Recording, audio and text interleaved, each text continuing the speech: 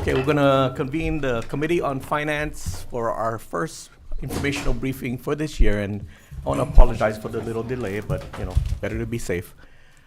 So, first up, we're going to have an overview of our economic situation, and we're going to have two presenters to Dr. Bonham and of course, we're going to have your hero and Dr. Tian.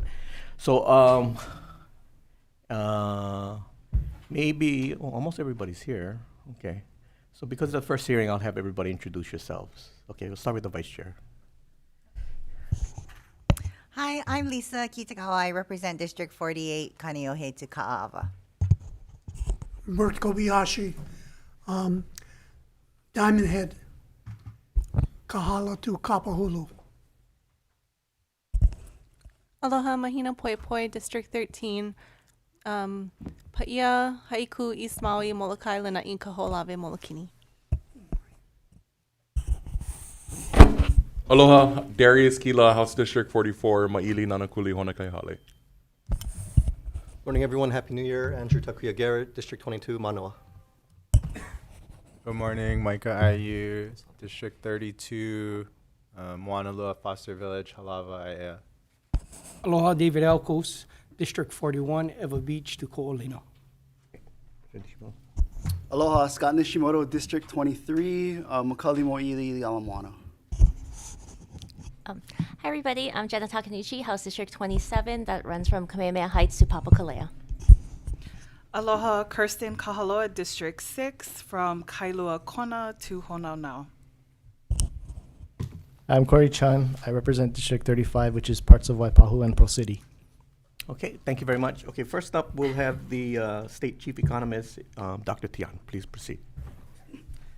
Thank you, Chair Yamashita, Vice Chair Kitagara, and the members of the committee. I will just start my presentation. And I think at the beginning, I think Carl will tell you some good news. I just overheard that the Council Revenue meeting, they may increase the revenue forecast. But economically-wide, I think this year is going to be a slow year. And that might be not the good news. And the first slide, you can see this is worldwide projection for the economy. We have two columns. You can see 2023, 2024. But most of the economies in 2024 will be slow growth. And actually, none of them will be in recession, will be negative. But compared with 23, will be slower. Especially for the US, the growth rate is about half of 2023. So forecast from DBET we released on December 7th. It shows there are three pieces of information on this slide. First, we forecasted a level for population growth. It's only about 1,000 growth this year. Another 1,000 growth in 2025. But our population has been declining several years in a row. And currently, we have the birth over death by about 3,000. In the next 4 to 5 years, we'll have more death than birth. So the population growth will be coming from in-migration, either from the US mainland or from the international. So the next piece of information is visitor arrivals. So you can see our forecast for visitor arrivals. It will not recover after 2025. I only showed up to 2025, but our forecast is actually goes to 2026. So by 2026, we forecast is a full recovery in terms of arrivals. And in terms of jobs, this is non-agricultural jobs. So our forecast, it won't be recovered also until 2026. And move on to this Hawaii real GDP, which is a measure of the size of the economy. You can see that the third quarter, the estimate just came from the US Bureau of Economic Analysis. The third quarter, that including the impact of the Maui wildfire. So the increase is also at about 2.1%. It's a slower growth compared with the first quarter, second quarter, but the recovery is about 97.7% from the same quarter in 2019.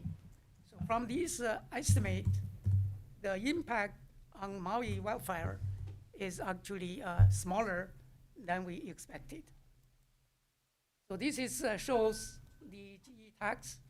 We measure in the calendar year basis for the first 11 months.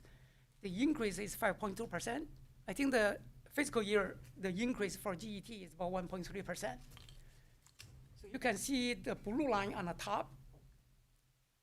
Only August has a decrease. Other months has an increase. The most recent month, November, the increase was about 6%. Look at the jobs. We have 11 months for 2023. You can see we're still lagging about 30,000 jobs compared with the same 11 months in 2019. Hawaii County is pretty much recovered.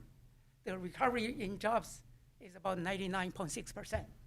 But the other counties is lagging, especially for Maui County, is 90.5%. It was before the wildfire, the recovery it was good at about 97%, and now it dropped to 90.5%. So we see two sectors: educational services, this is private education, and healthcare has been fully recovered. Other industries are lagging, especially for financial activities.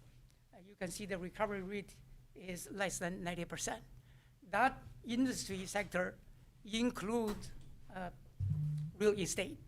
So later on, I'm going to show you that real estate activities is very slow in 2023.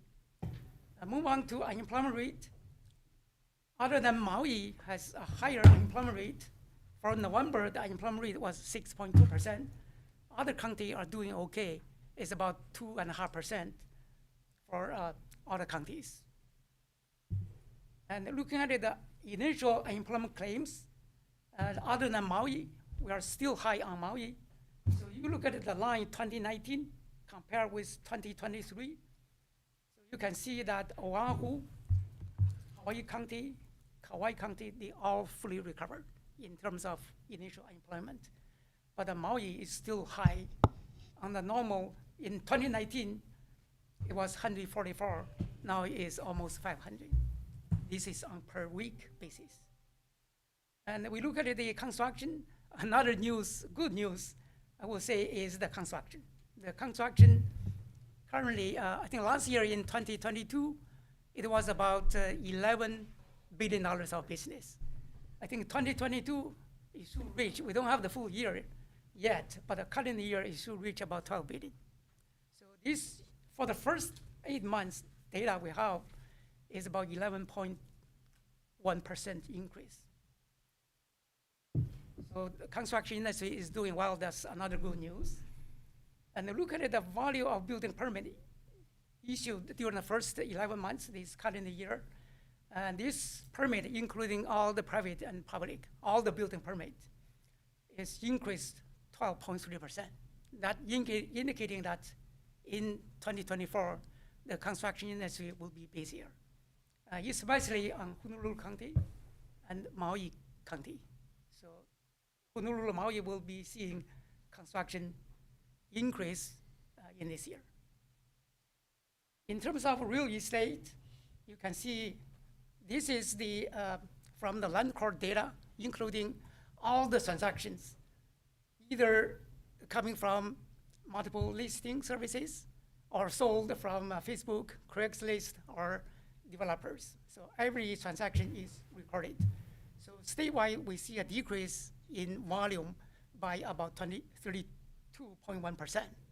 And you can see all the counties have a decrease by around 30%. So this is the volume. But what about the price? This is average price. So you can see the price decrease is not that much. So the most decrease is actually on Honolulu and Hawaii County. So statewide decrease 6.7%. This is for single family. But for condo price is mixed. You can see for Honolulu County and Maui County is actually increase for condo homes. Kauai and Hawaii County decrease. Looking at the tourism, we have 11 months data for 2023. We see some decrease from the US mainland, but it's still higher. Actually, 2022 was the peak year for the US visitors ever. And 2023 decreased a little bit, but it's still higher than 2019. So the increase for 2022 is more than 10%. And for 2023, it's still about 8% compared with 2019.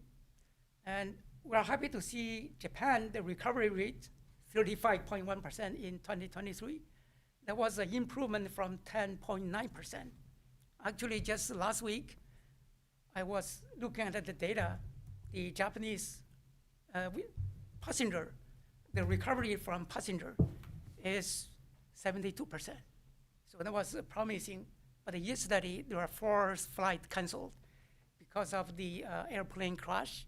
So we had 4 flights from Japan canceled, but we still bring about 3,000 passengers here. But on the average, typical day, if it is a normal year, for example, 2019, the passenger count from Japan is 5,000. But the last week was about 3,600. Let's move on to the recovery by month and by island.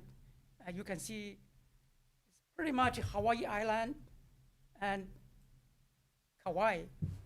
In terms of arrivals, it's pretty much recovered. And Maui, the recovery was good before the wildfire, and now the recovery is down to 40%, and now it's about 70%. It's an improvement. And we see that this year, we have 11 months data for the air seat or the flight. We do see that there will be some weakening from the US mainland, but it will be still higher than 2019. This is air seat. So it's a supply side of the tourism. How many seats will be coming to the state? And the airline, they will adjust their schedule when the time comes.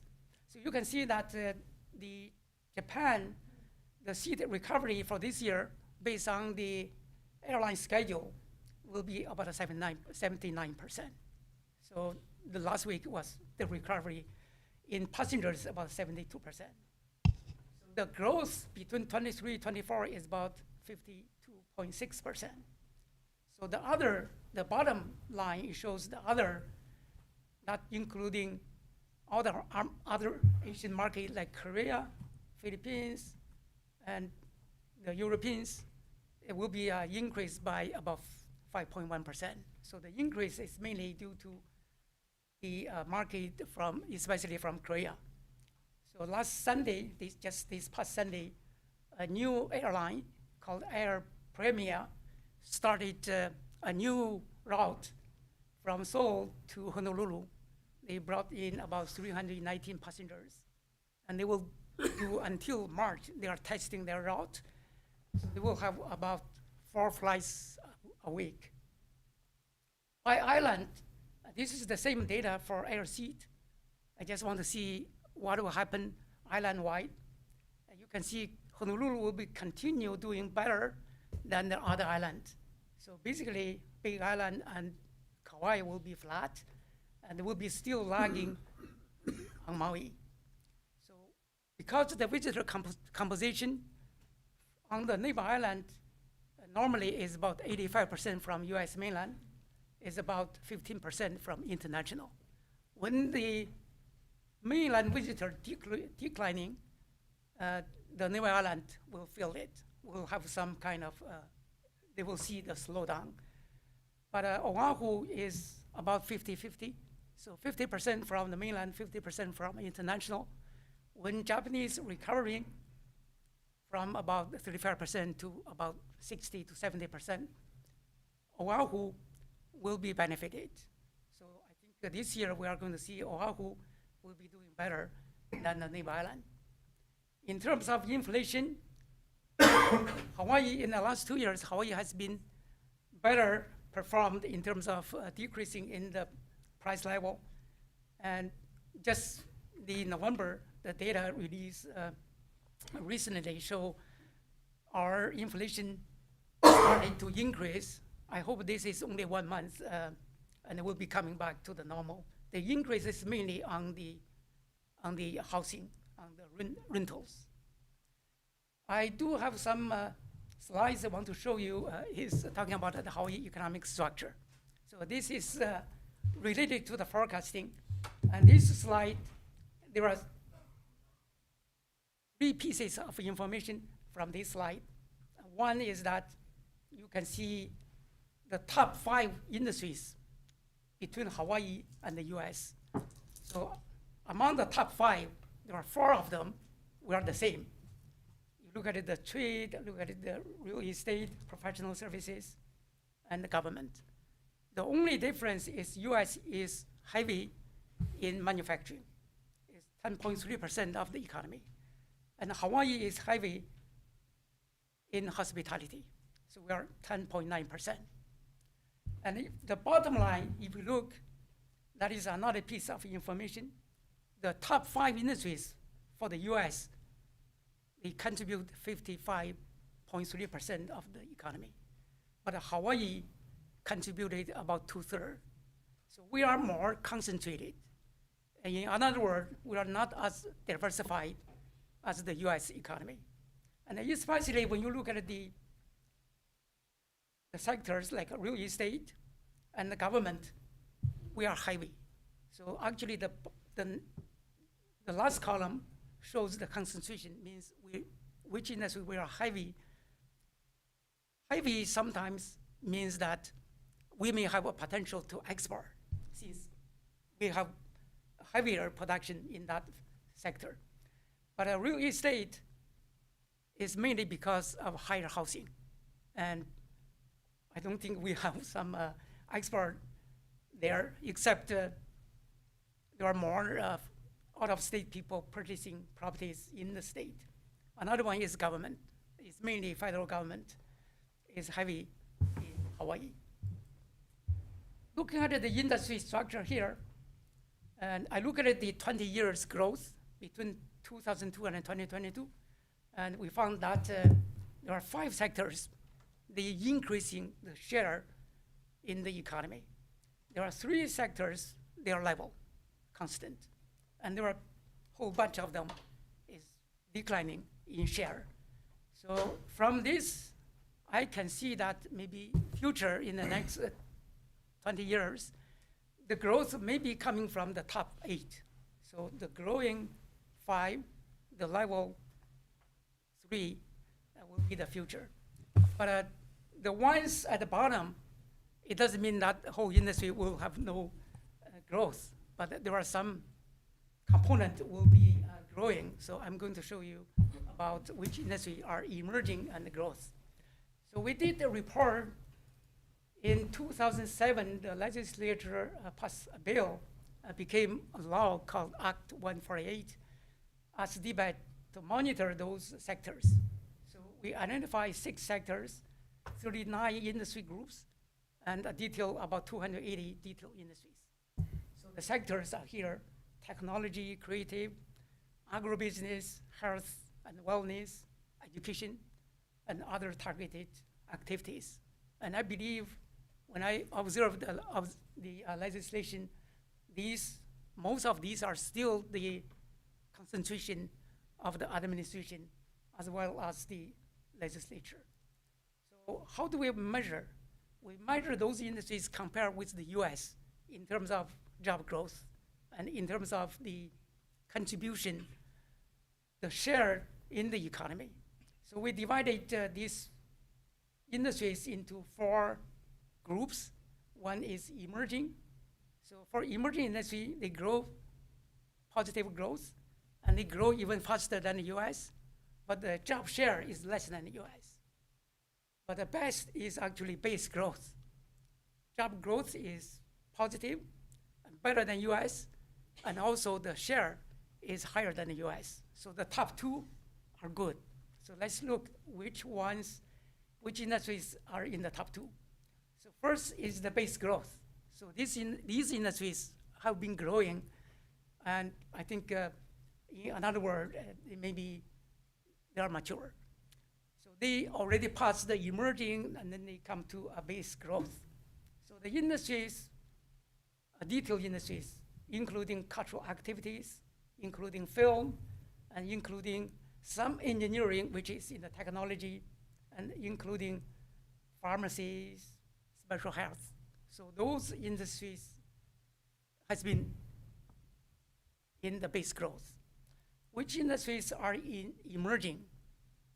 They are growth better than the US, but their job share is less than the US. So you can see that the top line, the period I'm showing here is, each line is a report. We have done this report, these many reports every year. We do this report every year. And the most recent report we just transmitted last week to the legislature, and it's also on our website. So you can see the specialty health, it was emerging, and now is in the base growth. So they actually changed their status from emerging to a growth. And now the hospitals and nursing is emerging. I think in the next 10 years, they will be in the growth. It's mainly because Hawaii's population has been aged. We are the sixth oldest state in the nation. Our median age is about 48.1, and our 65 years and above is 20.5% of our total population. And in the emerging, you can see there are some activities in the agricultural sector, especially aquaculture. So it is still a renewable energy. So those ones are in the emerging industry. So I think to summarize quickly, Hawaii's economy will follow the US and the world will be slowing down. That may be not good news in this year, 2024. And the full economic recovery will be after 2025. Our forecast is about 2026. So you can hear from Carl, I was learned yesterday, his forecast is a little bit pessimistic than us. Construction industry will perform well. Real estate will improve in this year because of the Federal Reserve will cut the interest rate, and the mortgage rate will be going down. So the real estate will be doing better this year. And the growth in the next decade will be the top, the 8. The 5 growth and the level will be still coming from tourism, and it will be still coming from healthcare, construction, and professional services. Industries emerging in growth and still small, and will help the diversifying our economy. These include renewable energy, film, aquaculture, and some agricultural activities. The challenge is the population. So in the next few years, we will have negative natural growth. Means that we'll have fewer deaths than birth, more deaths than birth. So the population growth in the future will be coming from in-migration. And the in-migration has to be coming from the US mainland or from international. The US currently, the in-migration is about 1 million a year from international. So there is a difference between people coming from mainland and coming from international. People coming from mainland tend to be younger, and from international tend to be older. So, and labor participation will be different. So that concludes my presentation. Okay, thank you very much. Okay, members, we'll do questions all at the end. Dr. Bonham, will you proceed?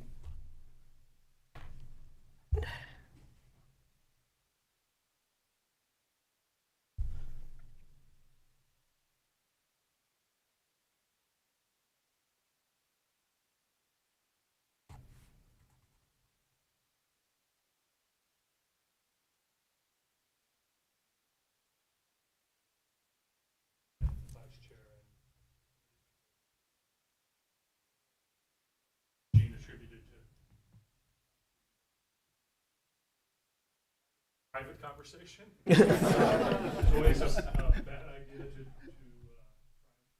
that council will decide, right? But I would say, I mean, obviously the tax revenue data has been coming in. A reasonably good chance but we'll see. But overall, our Heroes forecast is more optimistic than we have been in previous forecasts. And the data continues to come in, you know, as we watch the daily and the weekly data, it continues to come in a bit stronger than we were expecting. So I'm going to talk mostly about the forecast that we released in December, and I'll make some comparisons to our really pessimistic forecast right after the wildfires. And real briefly, this is just a highlight of some of the stuff that we have produced, some of the reports that we've produced since the wildfires. We released something early on at the end of August that talked about, really it wasn't a forecast. It was about all of the challenges that the state and Maui in particular was going to face in dealing with the recovery process. Everything from mental health issues and environmental concerns to one of my highest priority items, which is housing, and governance was another area. And then we started focusing on the economy after that. And when we released the forecast in September, it was quite a bit more pessimistic than we are now. The data has come in quite a bit better. And then a couple of things that I'll highlight if you didn't happen to see them. This last piece down here in the lower right corner, reducing fire risk and restoring value to fallow agricultural lands, is an area that I think is particularly promising. And actually one of the co-authors, Stephen Von Smith, is here with me, a new faculty member at UHERO.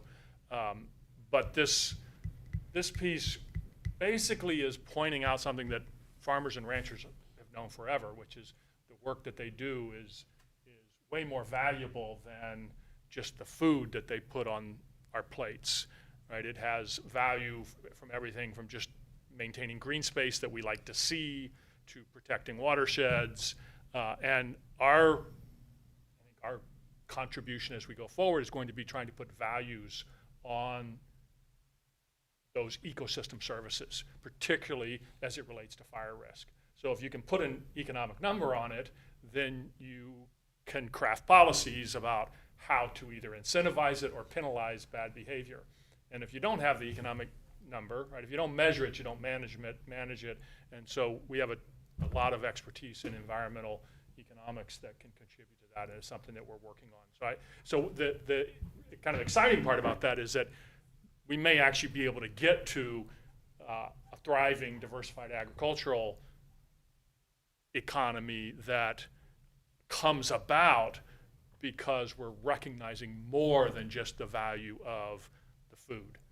And it's something that, you know, we'd like to have happen, but we haven't been able to pull it off for decades and decades. So that's pretty exciting. And then the last thing is, if you haven't looked at our housing dashboard, I would encourage you to. I think it's pretty cool.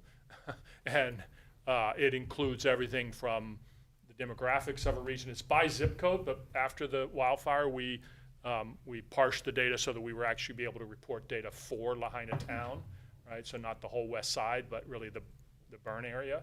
And it has everything from demographics to building permits to cost of housing, how much, you know, what fraction of people's incomes they're paying for rent and for their mortgages. And I think it's a valuable tool. So let's talk about Maui and what I mean when I say things are better than we had expected. So these are unemployment claims. The dark blue line are continuing claims. The gold bars are initial claims. And this is data through last Thursday. Numbers for continuing claims are sort of your best representation of how many people were out of work after the wildfires. And obviously you can see that the numbers surged, peaked at right about 8,800 people in I think it was September 16th, the week of September 16th. So that's about 10% of Maui's labor force. Very close to what we thought the unemployment rate was going to be right now on Maui. So basically, we thought these claims were going to shoot up like this, and then they were going to stay elevated, and they didn't. And so the story for why they aren't elevated is they're very likely these people who lost their jobs because the businesses were destroyed in Lahaina, or because of the immediate collapse of tourism following the fires, have found work elsewhere in Maui because the labor market was so incredibly tight before the fire that every business on Maui was looking for workers. Now, that doesn't mean that those people are as well off as they were before the fire, right? If you were bartending in Lahaina, making good money, and now you're working the checkout counter at Walmart, they don't have checkout counters at Walmart. So if you're watching people check out themselves at Walmart, those are not the same, those are not equivalent, but you have work. The other reason is that people have found work in the recovery process, right? Working for FEMA or working for the American Red Cross or other local businesses. And then now some people may very well have left Maui, right? And they wouldn't necessarily drop out of these numbers just because they left Maui. If they're still unemployed, they can continue to receive these benefits. But if they've left Maui and are working, then they would have dropped out of these numbers. So that was probably so we're down to, I think it was 4,410, I think, with the most recent data point. We'll get another data point tomorrow. So we're talking about half the people who lost their jobs immediately after the fires have gone back to work, and that's very positive. The other piece that's contributing to that, of course, is that visitors have come back faster than we expected. Right? When we released our forecast in September, we didn't even know, what the reopening date was going to be or what that exactly meant. And so, after these are domestic passenger counts, so these are passengers on direct flights from the continent, and they're seasonally adjusted. It's weekly data. And so, after averaging between 40 and 45,000 passengers every week, it falls to about 10,000 in the week of the fire. And so we're talking about 75% drop in the number of visitors.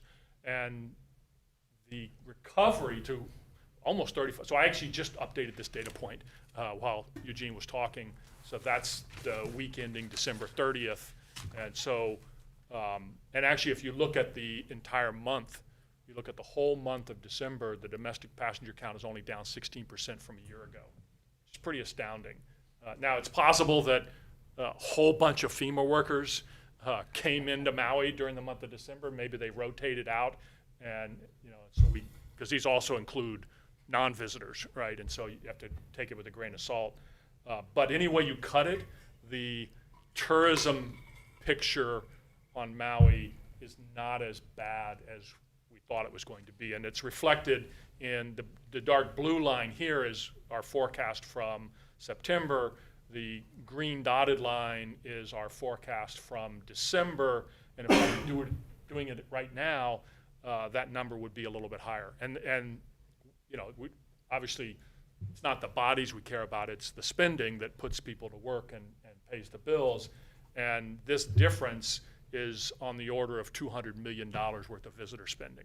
And my guess is that this is still too pessimistic. So one thing, so the gold line here is our forecast that we had prepared before the fire. So it was literally in the week before the fire, we were finalizing a forecast to be released. But you'll notice that we don't have complete recovery of visitors or visitor spending all the way out into the latter part of this decade. And that is largely because as we get through 2024 and today, one of the constraints on recovery, and a very important constraint on recovery, is housing.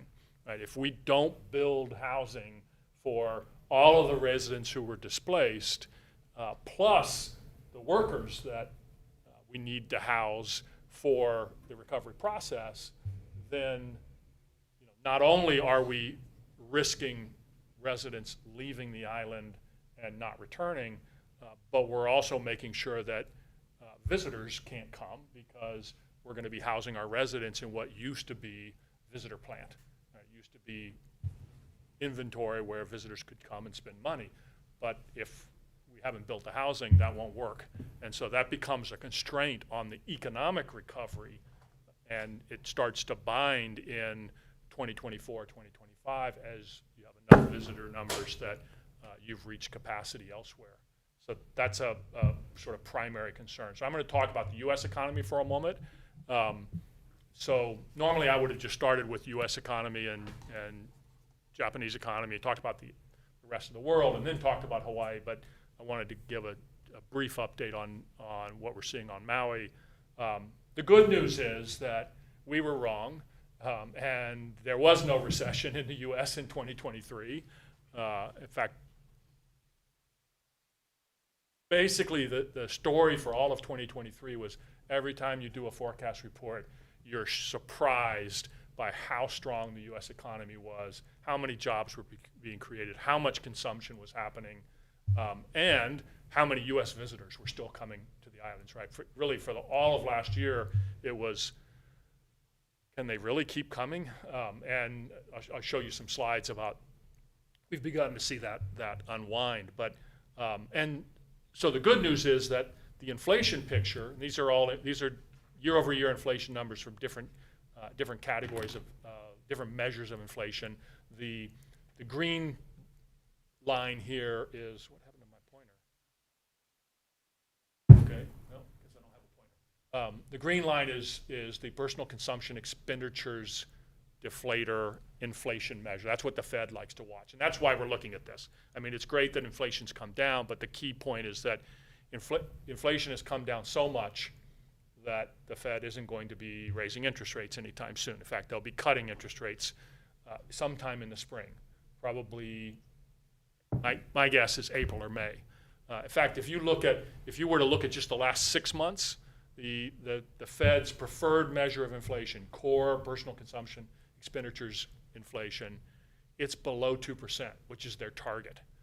So interest rates are coming down. Our forecasts are reflected in some of the horizontal dotted lines. The rest of this is history. So these are 3 different measures of interest rates that we're watching. The Fed funds rate is the dark blue line, and you can see it's been flat for the last 6 or 7 months. They peaked at 5.5%. The dotted blue line that says FOMC December 2024, that's 4.6%. That's what the Fed thinks, that's where they think their policy interest rate will be a year from now. So they think they're going to lower interest rates by almost 100 basis points, so 4.5% to 4.6%. The bond market thinks that it's more like 150 basis points, 1.5 percentage points, or even more. I think the bond market's probably wrong, but that's basically a recession forecast. Our view is that we're sort of crossing our fingers that we'll get it right this time, that the soft landing is real, and the Fed has pulled off a pretty amazing progress towards slowing the economy, right? Slowing job growth, bringing inflation down without causing unemployment rate to go up. So we think that the mortgage rate, which is the gold line, is probably going to end next year at about 6.5%. So that's very positive, right? We were flirting with 8%. Actually, we hit 8% for periods of time in October, November. So getting back down to 6.5%. That won't solve the affordability problem by any stretch, right? This surge in mortgage rates has really decimated affordability. And we're not headed back towards the 4% interest rate that we've seen during the pandemic or even before that. So why is this important? Well, U.S. economy is underpinning Hawaii's resilience. So the reason that Hawaii is continuing to grow is because of the spending by U.S. visitors. Right now, U.S. visitors make up 3/4 of all the visitors in the state. And that's also 3/4 of visitor spending.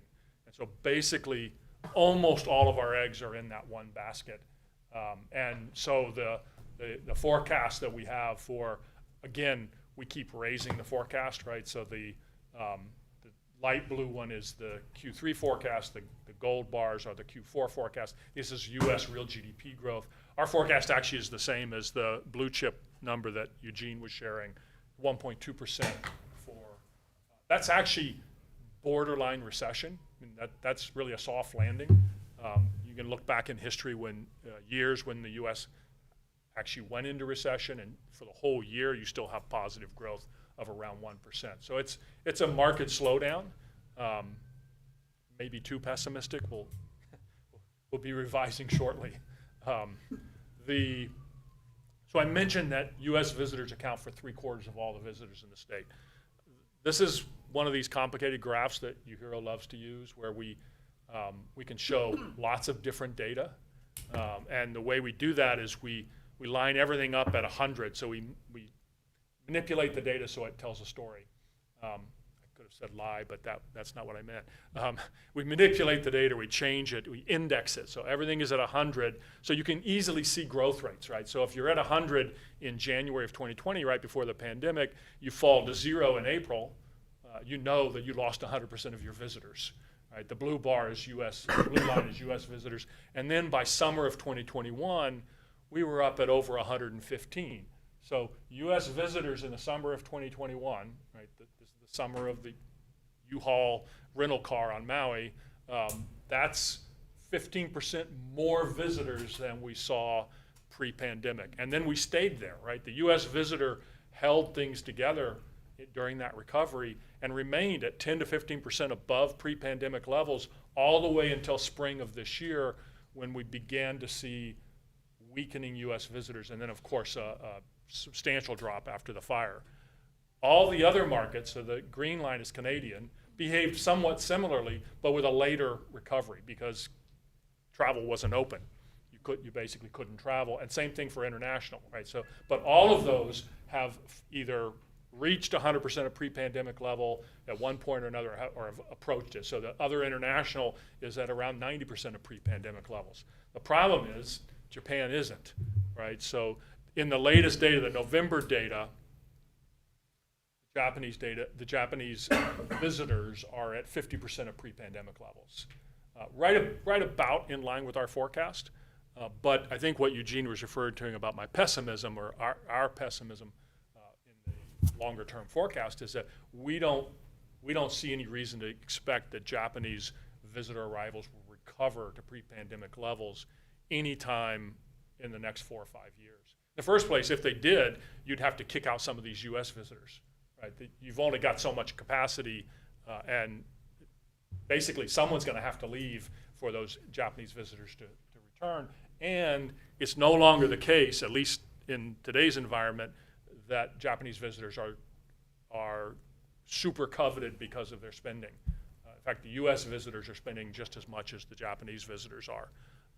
Now, some of that is likely because of the currency situation. It's certainly because of the currency situation. And this is another one of those lovely index charts.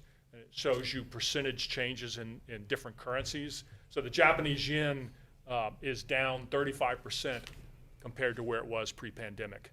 So a Japanese visitor who is looking at a trip to Hawaii is facing room rates that are 30 to 40% higher than they were before the pandemic. Food, eating out is 30% more expensive than it was pre-pandemic, and their currency buys 35% less.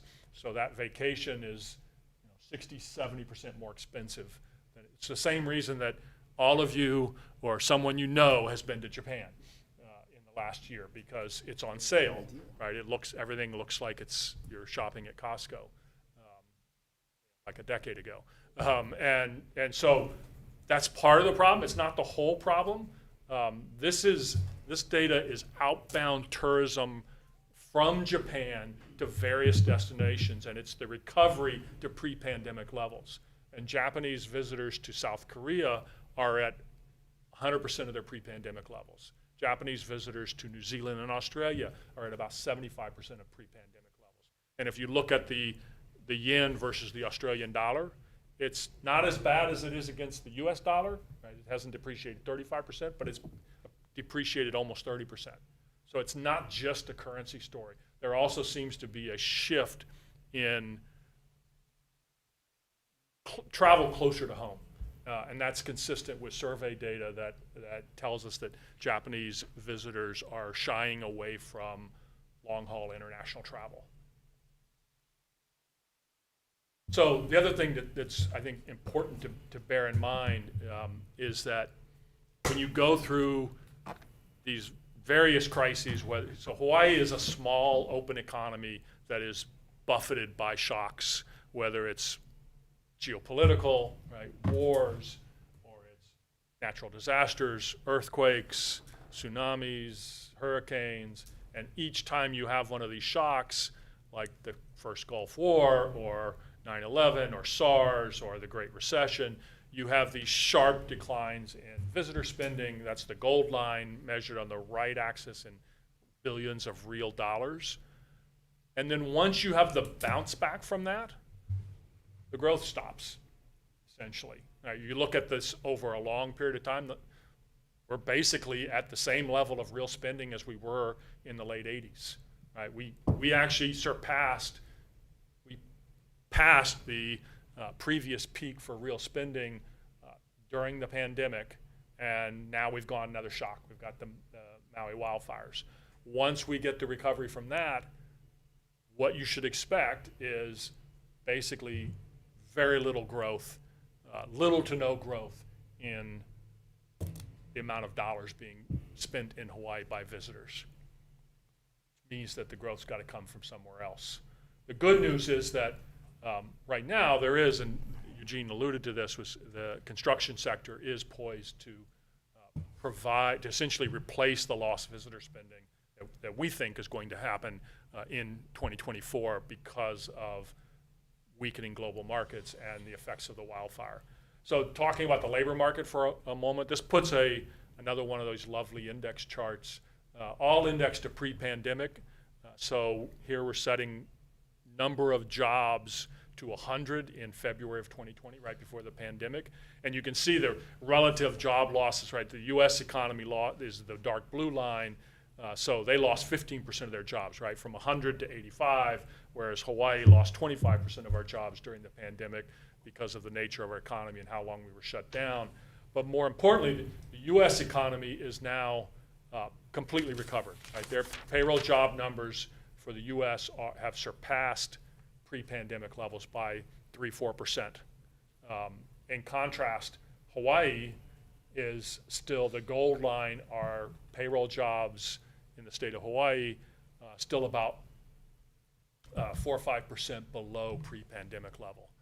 Household employment's a little bit stronger, but the other thing to note is that how flat these lines are, and if I had a pointer, I could point at it, but if you look at the tail end of that line, it's almost completely flat. That's all of 2023. So again, you're bouncing back from the depths of the pandemic, so you're growing in 2022, and then as you get into 2023, you're still comparing yourself to the beginning of 2022. So it looks like you've got this growth, and you do. I mean, it's real, but it's year over year.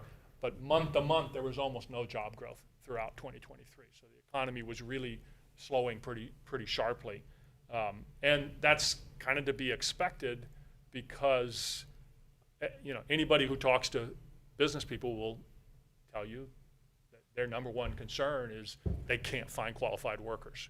Right? Part of the reason they can't find qualified workers is we've lost about 24,000 people in our population since 2019, and we've lost about 15,000 from our labor force. Right? So some of that is simply because of aging. So I don't mean the loss of people. Yes, people have passed away, and birth rates have been incredibly low. Globally, not really nationally, birth rates have been very, very low. They never recovered from the pandemic. From the Great Recession. Right? Normally, when you come out of a recession, people have children. That's not happening so much anymore. So the loss of population, the loss of labor force is basically Hawaii's labor market is back to normal. And I know that sounds strange, but it's back to normal when you compare. The blue line here is total demand for workers. It's total employment plus all the job openings. And the gold line is the labor force. And the gap between those two tells you how much excess demand there is, right? And the blue line is almost always above the gold line in Hawaii, right? There's always a need for workers. And that gap in October, November of this year is smaller. Actually, for most of this year, that gap, that excess demand, was smaller than it was in 2018, smaller than it was in 2019. So we've gotten back to normal. It's just there's fewer people and the labor force is smaller. And this is a problem that isn't going away anytime soon in our assessment. So we do not have population. Actually, 2023 population growth fell by 0.3%. And our forecast for 2024 is continued population loss, and 2025 as well. We are hopeful that the in-migration will start to turn things around, but all of the economic conditions that we worry about all the time, from high cost of living to quality of our schools to the availability of the types of jobs that people want, and of course housing, all of that comes into play in whether or not people will relocate here. So quick look into construction sectors. This is our forecast for mortgage rates. So while we think 6.5% for end of 2024, we're talking about closer to 5.5% later in this decade. Again, not back to the 3%, 3.5%. And this has had an interesting effect on the housing market. Not only has it priced a large swath of new home buyers completely out of the market, certainly out of the single family market, right, and has pushed them into the condo market, but it's also locked people into their homes in the sense that, if you were one of those people who moved off your auntie's couch and got a condo because your auntie needed to Zoom from home during the pandemic, and plus mortgage rates were 2.5%, 3%, you're now in a 30-year fixed mortgage at 3%, right? It's pretty hard to think about moving up when you're going to give up a 3% mortgage and move into a 6% mortgage. And so what that has done is, if you look at the inventory numbers, this is just for Oahu, but inventory is about half what it was on average during the knots. So the single family inventory in the gold lines is about roughly 500-600 units available, homes available for sale on Oahu. These are resales, not new properties. And the average during the knots was about 1,200. So it has made it less likely for people to put their homes on the market. Inventory always wins, right? So if inventory stays low like this, home values aren't coming down.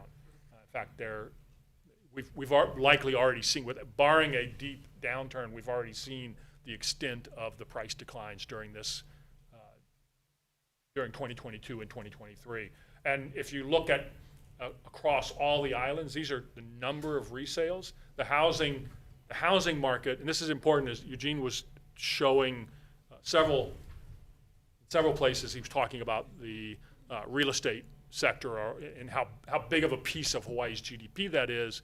And real estate activity is important from a tax generation perspective as well. So when realtors sell homes, they pay taxes, right? They pay taxes on their commissions. The people who buy the homes go out and buy new furniture, they paint the walls, et cetera, and all that generates tax revenue.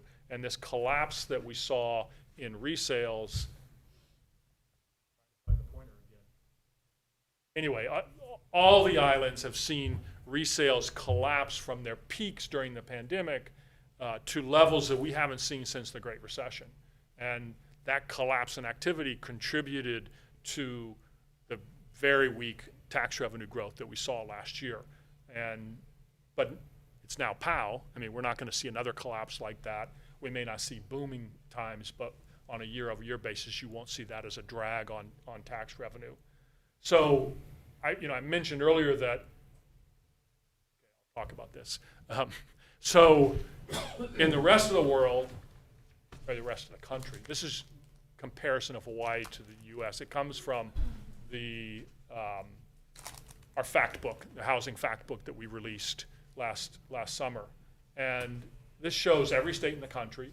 The horizontal line shows the growth rate of home prices from 2005 to 2021. And that sample period is just determined by available data. I think we could update it now with 2022 data. So basically, between 2005 and 2021, the median home price in Hawaii grew by about 60%. Hawaii is the gold dot that looks a little bit like an outlier, right? It's not close to the line. And that upward sloping line tells you that when home prices go up everywhere else in the country, you build more houses. The vertical axis is the percentage change in houses that are permitted to be built. And if we were just average, so if we were just like the rest of the country, we'd be on that dotted upward sloping line. So we would have permitted 8,000 homes for construction in 2021. 2021 was a pretty good year. I think we permitted over 5,000 homes. But we were well off where we would have been if we behaved like the rest of the country, where if you think about what happened during the pandemic, rents, home prices went up all over the country and builders mobilized. And they built, actually, as of earlier this year, nationally, there were more multifamily homes under construction than ever before in history. In Hawaii, we permitted fewer homes. Probably not fewer than ever in history, but in 2022, 2023, we've permitted fewer homes certainly than you would expect, given how much home prices have gone up. So home construction isn't where we think the action is in the construction industry. The blue line here, this is total residential building permits. So a little bit of an increase for the next couple of years, but still hovering around $2 billion of activity each year. The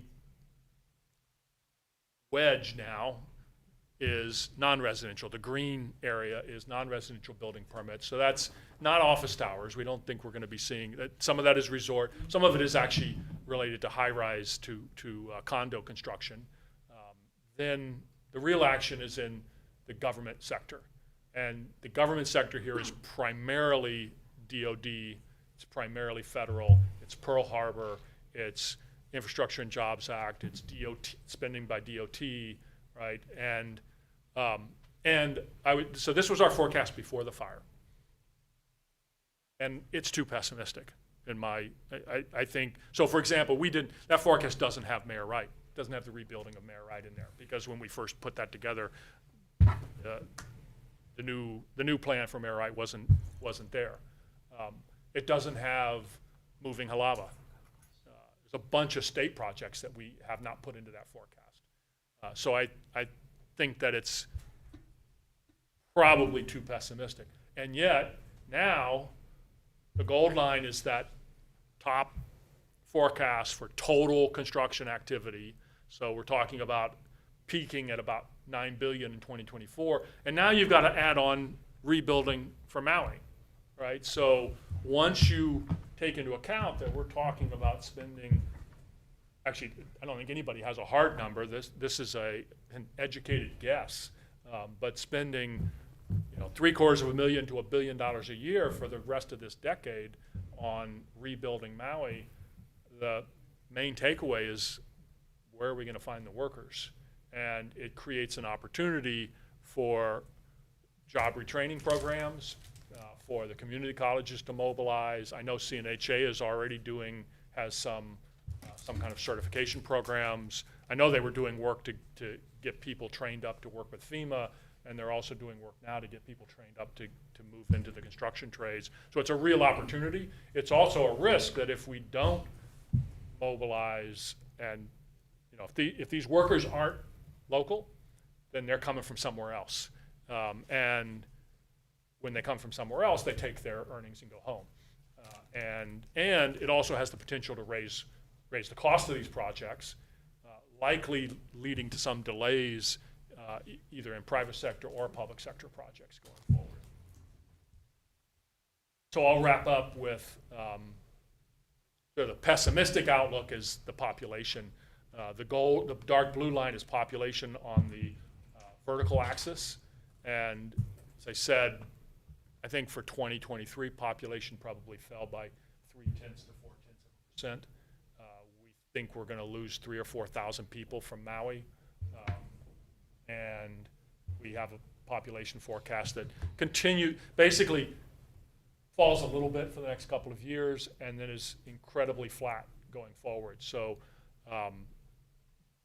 And long-term, that kind of population loss, particularly as you put that together with continued aging, it puts a real constraint on labor force growth and puts a real constraint on overall growth. So as we move out towards the end of the decade, the bars are the growth rates, and the gold bars are our pre-fire forecast, and the dark blue are the new forecast. What you see is you see a surge in growth in 2024, in 2025 and 2026. Actually, it wouldn't surprise me if 2024 the numbers are stronger than that, as some of the flow of funds into Maui initially to deal with cleanup starts to bolster growth. But typically after a disaster like this, whether it's a natural disaster or whatever, you see a surge in economic growth that makes it look like things are doing great. And it's because of the way we measure growth, right? So if you take your car and drive it off the end of the reef runway and then go down to Servco and buy a new one, that shows up as economic growth, right? And so that's what we're talking about. We're talking about replacing destroyed assets, but it will put people to work, and we'll see, but it will be temporary, right? We'll see growth over 3% for several years, and then longer term, we're headed right back towards where we were in the decades before the pandemic. So we're talking about less than 1% real GDP growth, or per capita GDP growth of maybe 0.5%. So pretty anemic growth that makes it really challenging for you to do your job, because the tax revenues aren't there to do the kinds of things that we need. So if you can't sleep, there's tons of heavy reading on the UHERO website. I'd be happy to have Eugene answer any questions. All right, thank you very much. Okay, members, we'll open up the questions. Anybody? Questions? Representative Namasao, followed by Ward. This is for Dr. Tien. You mentioned in your slide that government was one of the top industries in Hawaii. I just wanted to know the makeup of that category. Is it military, U.S. military? Yeah, it's mainly federal government military. Okay, thank you. Hawaii is heavy compared with other states in terms of military presence. Mainly meaning what percentage? The federal government contribution to our population, including their residents, their dependents, everything, is about 13%. 13%. Yeah. Okay, Representative Ward. Thank you, Chair. Thank you, gentlemen. That was drinking out of a fire hose, macroeconomics, because most of our bills are microeconomic. We got to see what's the Menini impact of this. So it's always good to have the big picture, but it's not easy to translate all the time. One of the things I wanted to ask Carl, can you compare and contrast your Maui data with the Kauai Iniki data? What happened to that economy on that island, and what did we learn from there economically, and what we should know about it as we go to 2024? So you may know there's we released in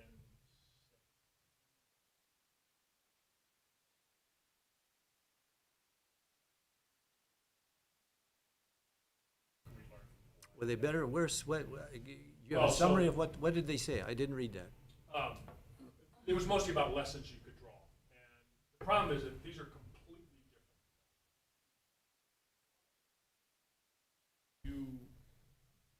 One thing, you destroyed a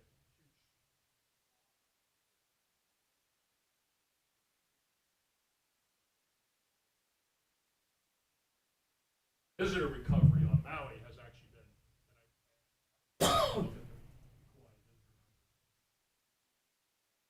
yes, the recovery of the visitors, like the Vegas passenger count that I showed you, 10,000 to 35,000.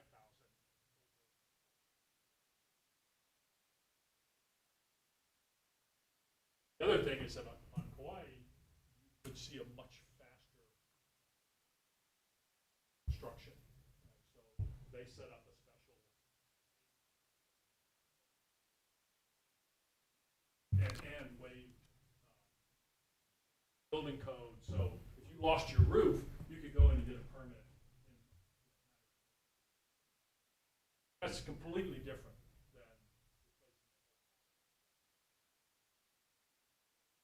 than toxic waste. So recovery so far is much faster, but that I think is actually. We hear you say we should prioritize housing on Sure. Maui as one of the We first. should have prioritized housing on Maui for the last decade. Or for the state. Yeah, for the whole state. If you don't, if we don't build the housing, not only will people leave, right? I mean, how long are you able to? Yeah, so, living on your auntie's couch or bouncing from Airbnb to Airbnb is not a long-term solution. And the longer it goes on, the more painful it becomes, and the more likely that the families will relocate to another island or even out of state. And my point was that if you don't build the housing, it constrains the economic recovery. Get to a point where you can't see the visitor numbers continue to improve and the visitor spending continue to improve because there won't be any place for them to stay. Speaking of which, one of the things that you guys didn't mention was where's the direction of median household income? What's the per capita income that the people of Hawaii have now had before and now projected after? Or you guys don't do that projection? No, so we do. I'm not sure that, I'm pretty sure we reported in our forecast tables. You remember what it was? I don't remember. I can't tell you off the top of my head what the number is. I can tell you that total personal income in real dollars is above pre-pandemic levels. I'm almost positive that's right. And so with falling population, the per capita number is higher. Well, the old one was what, 72, 73,000? I mean, I can look it up. But in other words, how that affects the guy in the street, am I getting poorer? Am I getting a little bit everything? Because it looks as though you guys have capstoned it like saying, expect anemic growth. And I think you used the term, Carl, anemic. Yeah, that's correct. Yeah, I mean, I may have said it as well. Growth of 2 to 3% in total income, and per capita income will be rising, but it's very, very slow growth. Can you translate to what the Finance Committee might make of that or not do or do because of that? In other words, give us practical implications of what anemic growth means. It means that tax revenues will not grow nearly as fast as you would like them to. Therefore, be cautious in our spending. Well, that's your challenge, right? You don't want to I budget. think you're always cautious in your spending. Okay, that's something later. Thank you, Chair. Okay, thank you. Representative Ryu. Hi, I have some questions. I'll start with Dr. Tian first. At the end of your discussion, you talked about some relationship between home construction and sales. I'm not sure. Are you saying that like they're causally related, or are they just merely correlated that we're seeing lower construction and sales? Can you explain, please? Yes, they are strongly correlated. For example, in 2021, our home sales is very high. I think 1 year we had about sales over 21,000. Then the construction, the homes built was peaked as well. Then currently, we see in 2023, we see the home sales decrease by about 32%. But you see the home construction, the building permit for the residential homes is decreased by double digit. And currently we see, though the construction is, I will say, is booming in this year, but most of the construction is coming from the commercial. And additions, commercial industries increased by about 38%. Then the addition alterations increased about 25%, but the residential is decreased by 17.5%. So because of the sales decrease, the building permit for new residential homes is still decreased. So they are strongly correlated. So remember, we had 2.5% to 8% over that same time period. I mean, so if you talk to the new home builders, right, they don't have a waiting list anymore, right? So if you go back to 2019, 20, 2021, there would have been a long waiting list to say, for example, get into Ho'opi'ili. And those waiting lists are gone. But because affordability just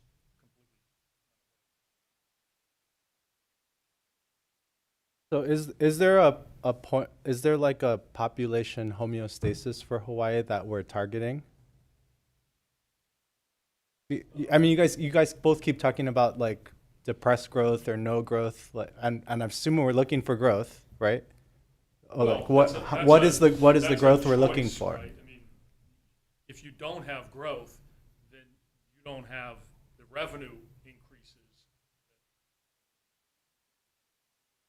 Things like address sea level rise, right, or to address failing infrastructure, right? So there is a certain reason for economic, and without the economic growth, the pie doesn't get bigger, right?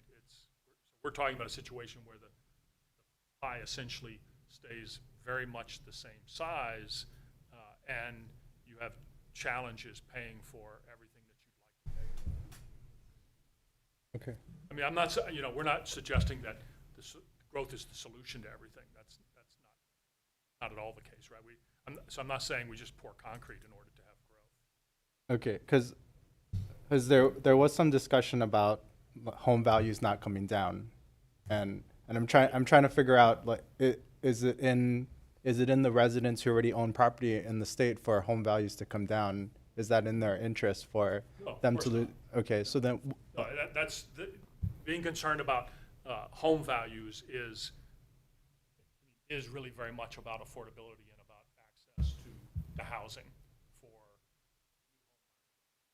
So let's talk about the relationship between new housing and I guess affordability, and who's moving into those new housing. So I think there was a long discussion about the birth rates decreasing, and we're talking about international and U.S. people immigrating here. But how does that relationship work to keeping more people in the state versus, like, if we build new housing, who's buying the housing? So imagine that instead of permitting 3,000 or 4,000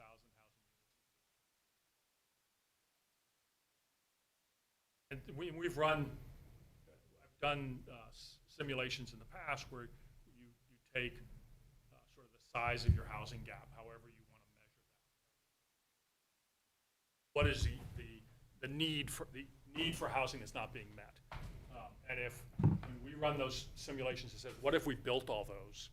You get a couple different things. One, you get more growth, right, because you're building the housing. Two, because you have increased supply of housing prices either stabilize or decline, right? And so affordability improves, but you do get more in-migration, right? And so it's not like we can't stop the in-migration.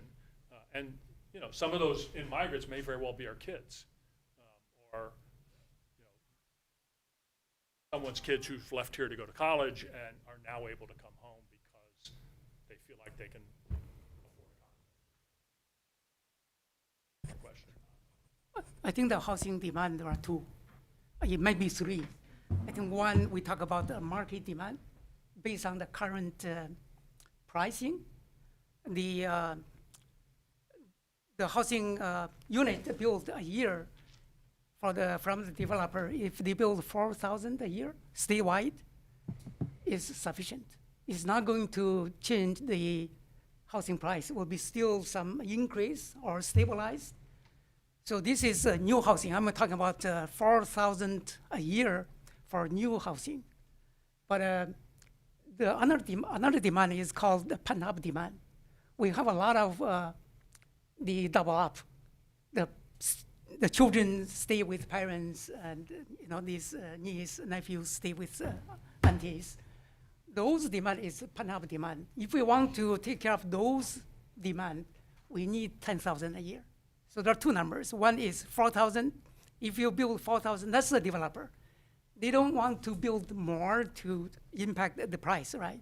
So the developer will develop 4,000 a year. That will be sufficient to keep the market stable.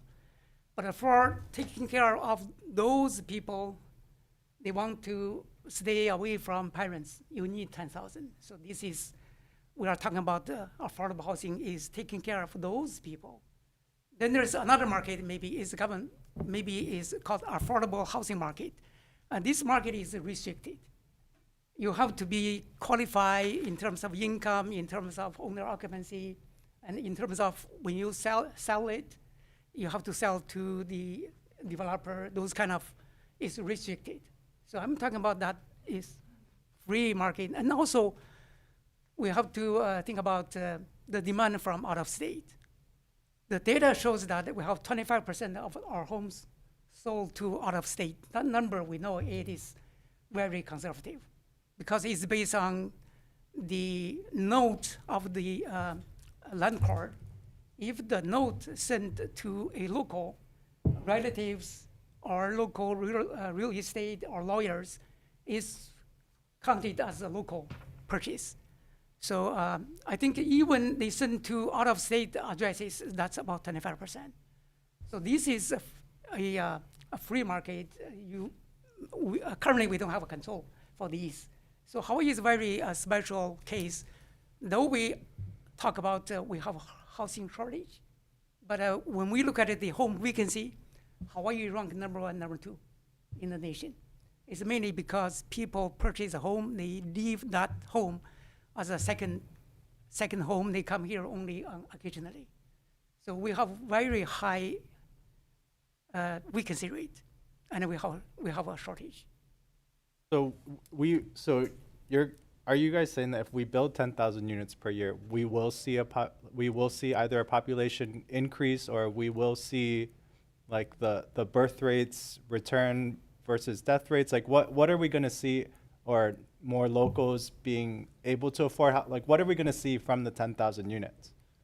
You're going to one, at least stabilize home values, right? So that, and rents. Right? This is not just about home. So the rental market and the housing market are connected. They don't necessarily move in lockstep, but if we don't build more housing units, then the next time there's a surge in economic activity from whatever reason, maybe it's because stock market booms on the mainland, whatever it is, and economic growth accelerates in Hawaii, home prices will double, right? It happens. It happened in the 90s, it happened in the knots, and it happened again with the pandemic. And so long term, what you'll see is increasing unaffordability, right? So families will be spending 30, 40, 50% of their income on rent and on housing. So that's what happens if we don't build those. If we build more housing, we will first stabilize those prices and rents, and if you build enough housing, they will start to come down. Countered by the fact that some of these homes will be sold to people from the rest of the world, right? Something that we don't have a lot of control over. We certainly could be looking at taxing vacant properties, right? That's something that's been done elsewhere, and we've written about that some. There's some tools, but we can't prevent somebody from buying a property here. Okay. Last set of questions. I think you were at the end. You were talking about we won't see a visitor increase without more housing. So this is specific to Maui. Okay. So in other words, on Maui right now, what is happening is that we're housing residents who are displaced, right, in what used to be visitor accommodations, right? And so there will be a point where the visitor industry has recovered on Maui and there's no longer any room because we still have to house our residents, right? And what we need to do is build housing so that our residents have both temporary and long-term housing, and then that will allow the visitor industry to continue on its recovery path. Okay. And as far as visitor growth is concerned, sorry, I'm going back to this. We're looking for visitor growth, or are we not looking for visitor growth? We'd like them just to mail in their checks, but we haven't figured out how to make that happen yet. Sorry, what was that? I said we'd like them to just mail the checks in, but we haven't figured out how to happen. Okay. Right, but if you look at, I had a graph that showed the data all the way back to the late 80s, and real visitor spending hasn't grown since the early 90s, right? So if we're looking for growth, we're not accomplishing it. What we've accomplished is more people, right? And particularly during the knots, the growth in people was because of growth in short-term vacation rentals. And when you say we're looking, I'm not looking for, I'm not suggesting we have to have more growth, but without the growth in visitor spending, which is the bulk of our economy, right? Just ballpark 25% of our economy, without that growth in visitor spending, you don't generate the revenue growth that you'd like to use to, whether it's to pay teachers, or pay roads, or deal with climate change or whatever. Thank you, Chair. Okay, thank you very much. Members, any other questions? Okay, Representative Kila, followed by Ward. Thank you, Dr. Bonham. I just want to highlight, right? So you're saying Texas is at the top for permitting and building, right? But Could be. per this you saw it chart, on the graph. right? Per this graph. Surprise me because they just build everywhere, right? But I want that to be publicly talked about, that for every 24 Hawaiis is one Texas. And that's not even developable land that we have here in the state, for the 30 million there and the 1 million here. And I know we're constantly being pushed to develop housing, but if Hawaii has some of the highest credit card debt in the nation, and we're going to build housing for who? Because if people cannot qualify for housing, it's just all going to be taken up by folks who are not living here, right?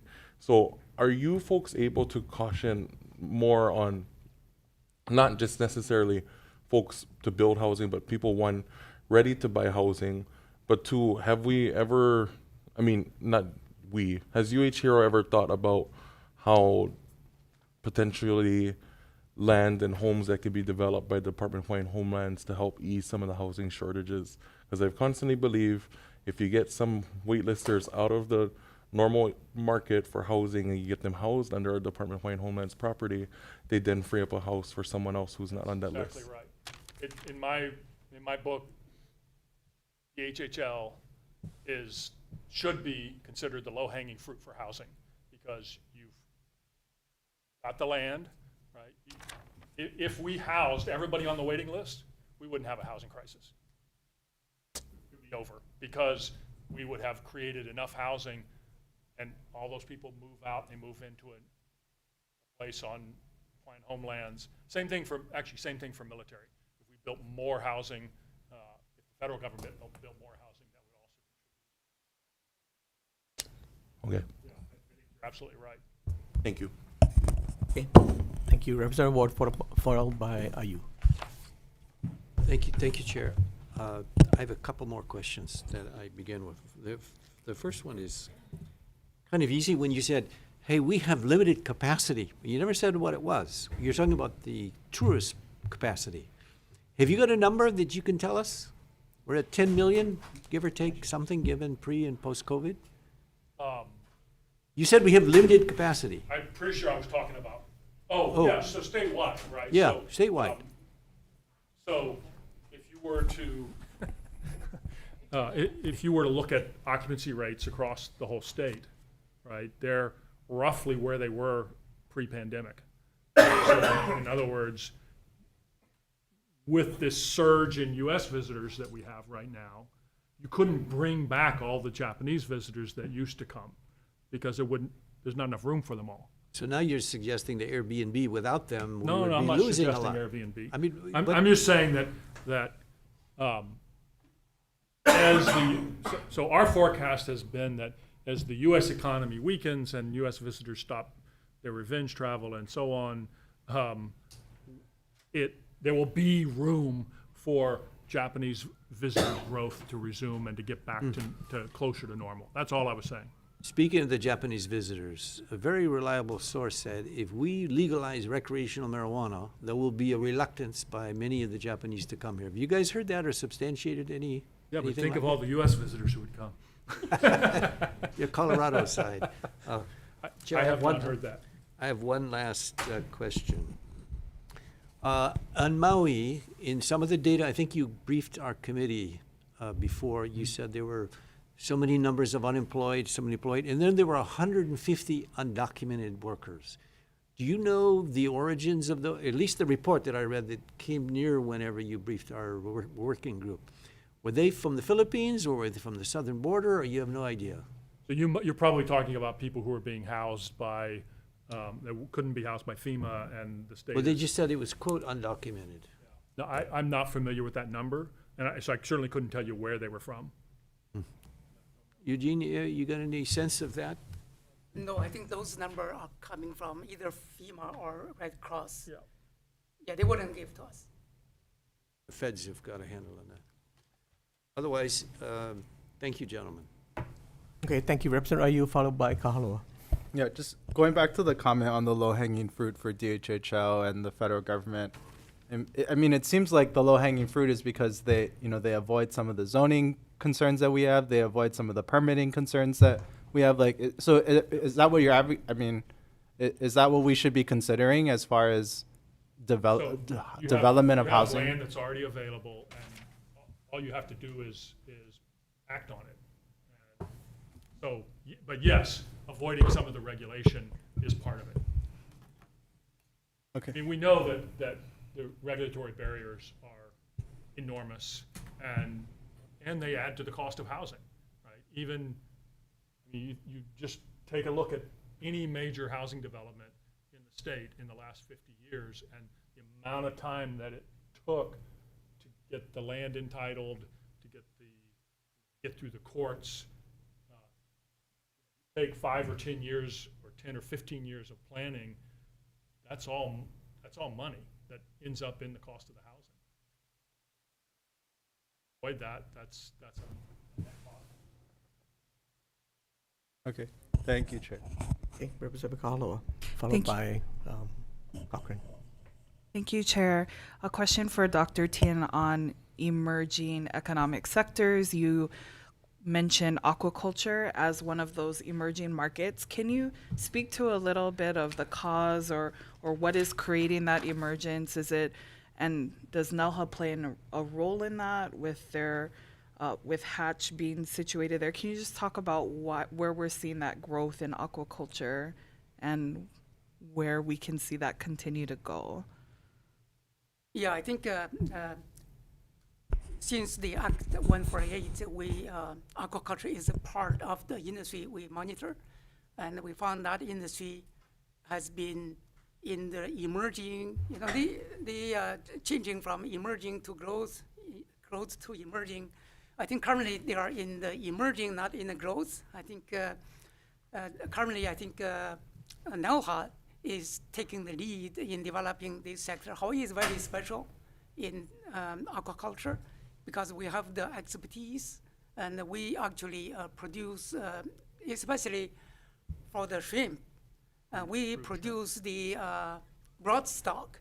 The broadstock market is actually Hawaii is leading. Those the parents, the male female, I think they actually is a very good market. They sell at a very high price, and is high demand. So I think this market is still small, but is going to be a future because of the specialty we have in the state. Okay, thank you very much, Representative Cochran. Thank you, and thank you for your presentation. It's not really, sorry, I don't really have a question, Chair, but I have talked to DHHL and HHFDC and all the properties surrounding the current project with Goodfellow Brothers. They're one of the first units to get back online, which is awesome.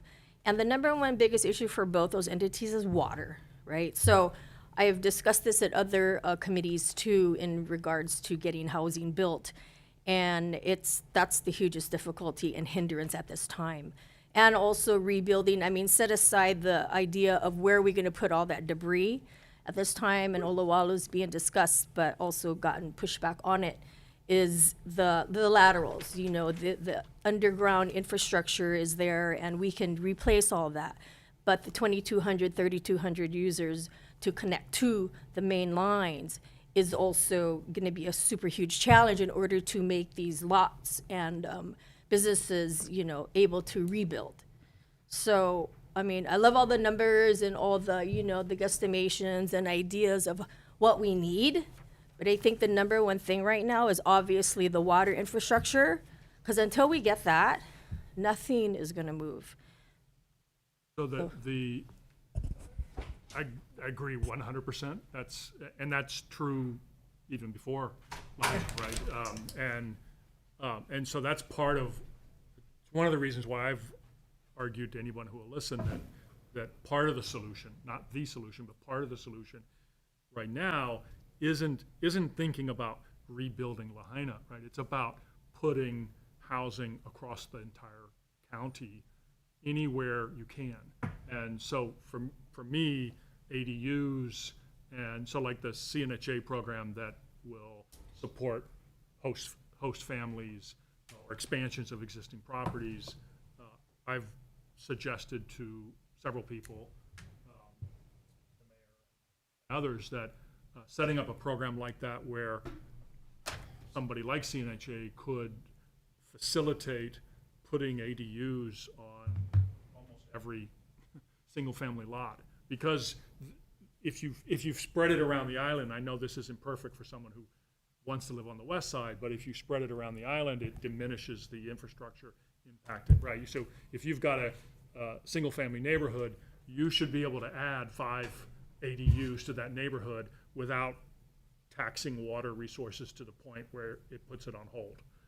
And then the other thing, of course, is that when people are talking about the modular housing as a short-term, but also a long-term housing solution, some of that would be off-grid and even generating their own water resources. So we have to look at all of these things. And yeah, the infrastructure, it's a very, very difficult challenge. And so, Chair, I just wanted to bring those points out, which I know is being discussed at the state, county level. And Chair Lee is recommending a $100,000 loan for ADUs because places like Dream City, Chair, have large lots, and they can definitely add ADUs onto those sites. And again, I know Lahaina people want to live in Lahaina, but at this point, we can't be picky and choosy if you want to roof over your head. So anyhow, thank you, Chair. It wasn't really a question, but for discussion. I mean, there's some possibility, at least I have heard, I won't say who said this, but some possibility the FEMA might even cover some of the costs for those ADUs. And then, that's a short-term help, not a solution, but it's a piece of the problem.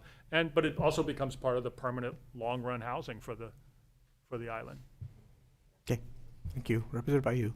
Can we talk about you mentioned healthcare, construction, tourism as the markets with the, greatest opportunity or the largest growing markets. Are those driven by government spending, or is that private entity spending? And I basically asked this question because I know construction is a huge government spender, so.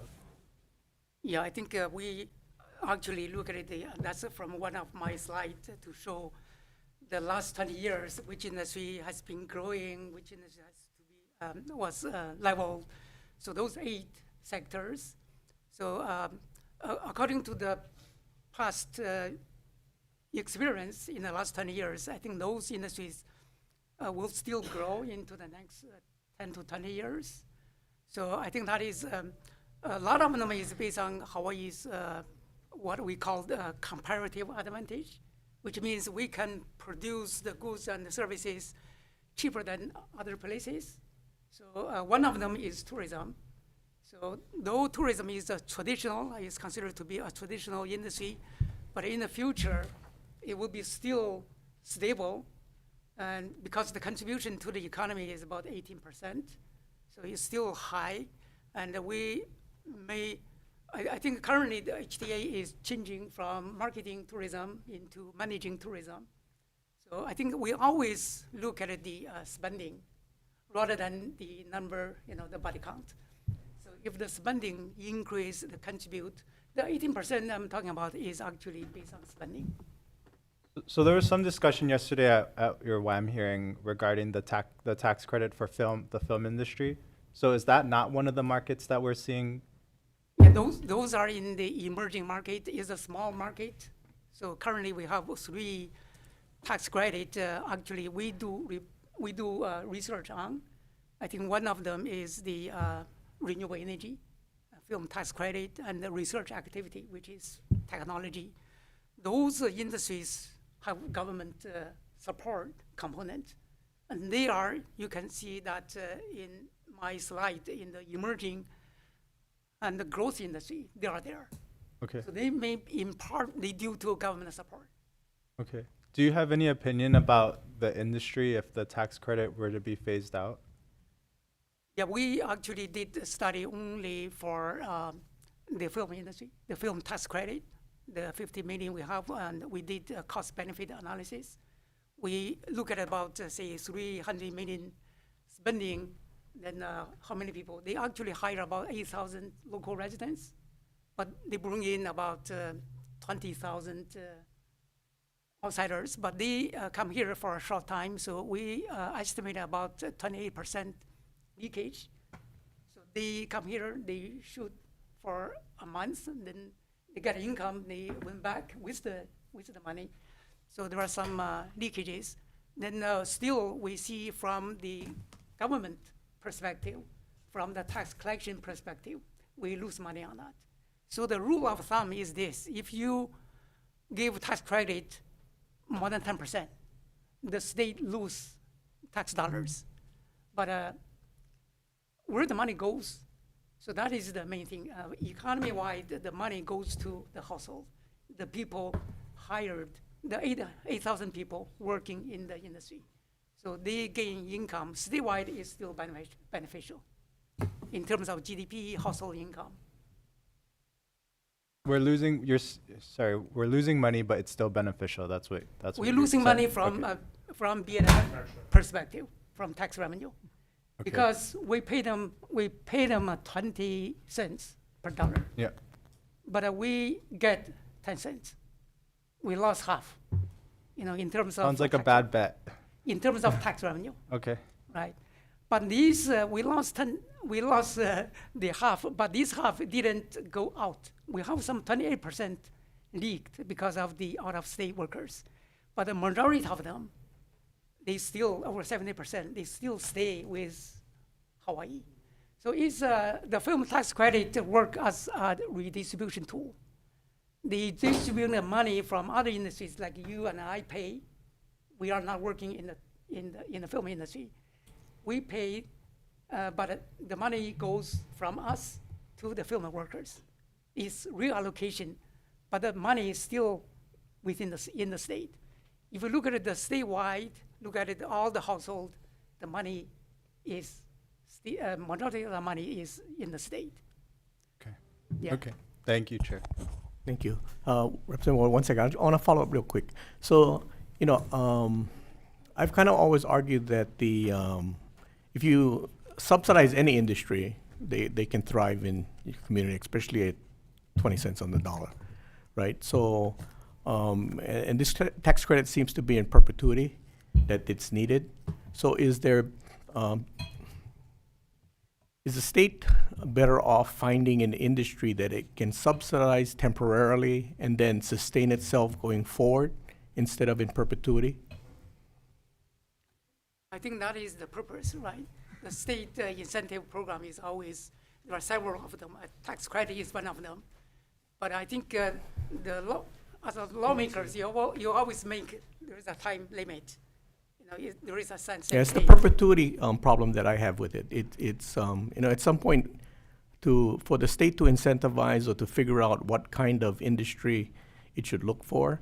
I think we always do that. A lot of time we get it wrong. But I've always believed there's 4 things we're supposed to do. We're supposed to workforce development, which is K through 12, higher education, build the workforce within the regulatory environment to support the industry, then infrastructure to support the industry, and then capital formation is the last thing we do. And the problem with us has always been we do capital formation first, and then we do a bad job of the other 3.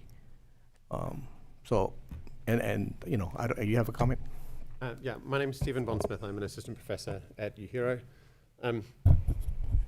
So small open economies like Hawaii tend to specialize in whatever their comparative advantage is because they can get scale in that industry, and that gives them some productivity advantages to that. And in Hawaii, that's currently tourism. In the past, it's been plantation agriculture. It also means that adding other industries like film or re-adding agriculture or re-adding food processing or some type of manufacturing or aquaculture is really difficult to do because those industries don't get scale very easily. So these types of economies, when they do add industries, they tend to add industries that are related to what they're already good at, something they already have expertise in. So we have expertise in tourism, we have expertise, say, in the broodstock for aquaculture. And you can branch from those existing areas of expertise into new industries. And but the difficulty is that there still might be some large barriers for those industries, especially to do with related to the scale of those industries.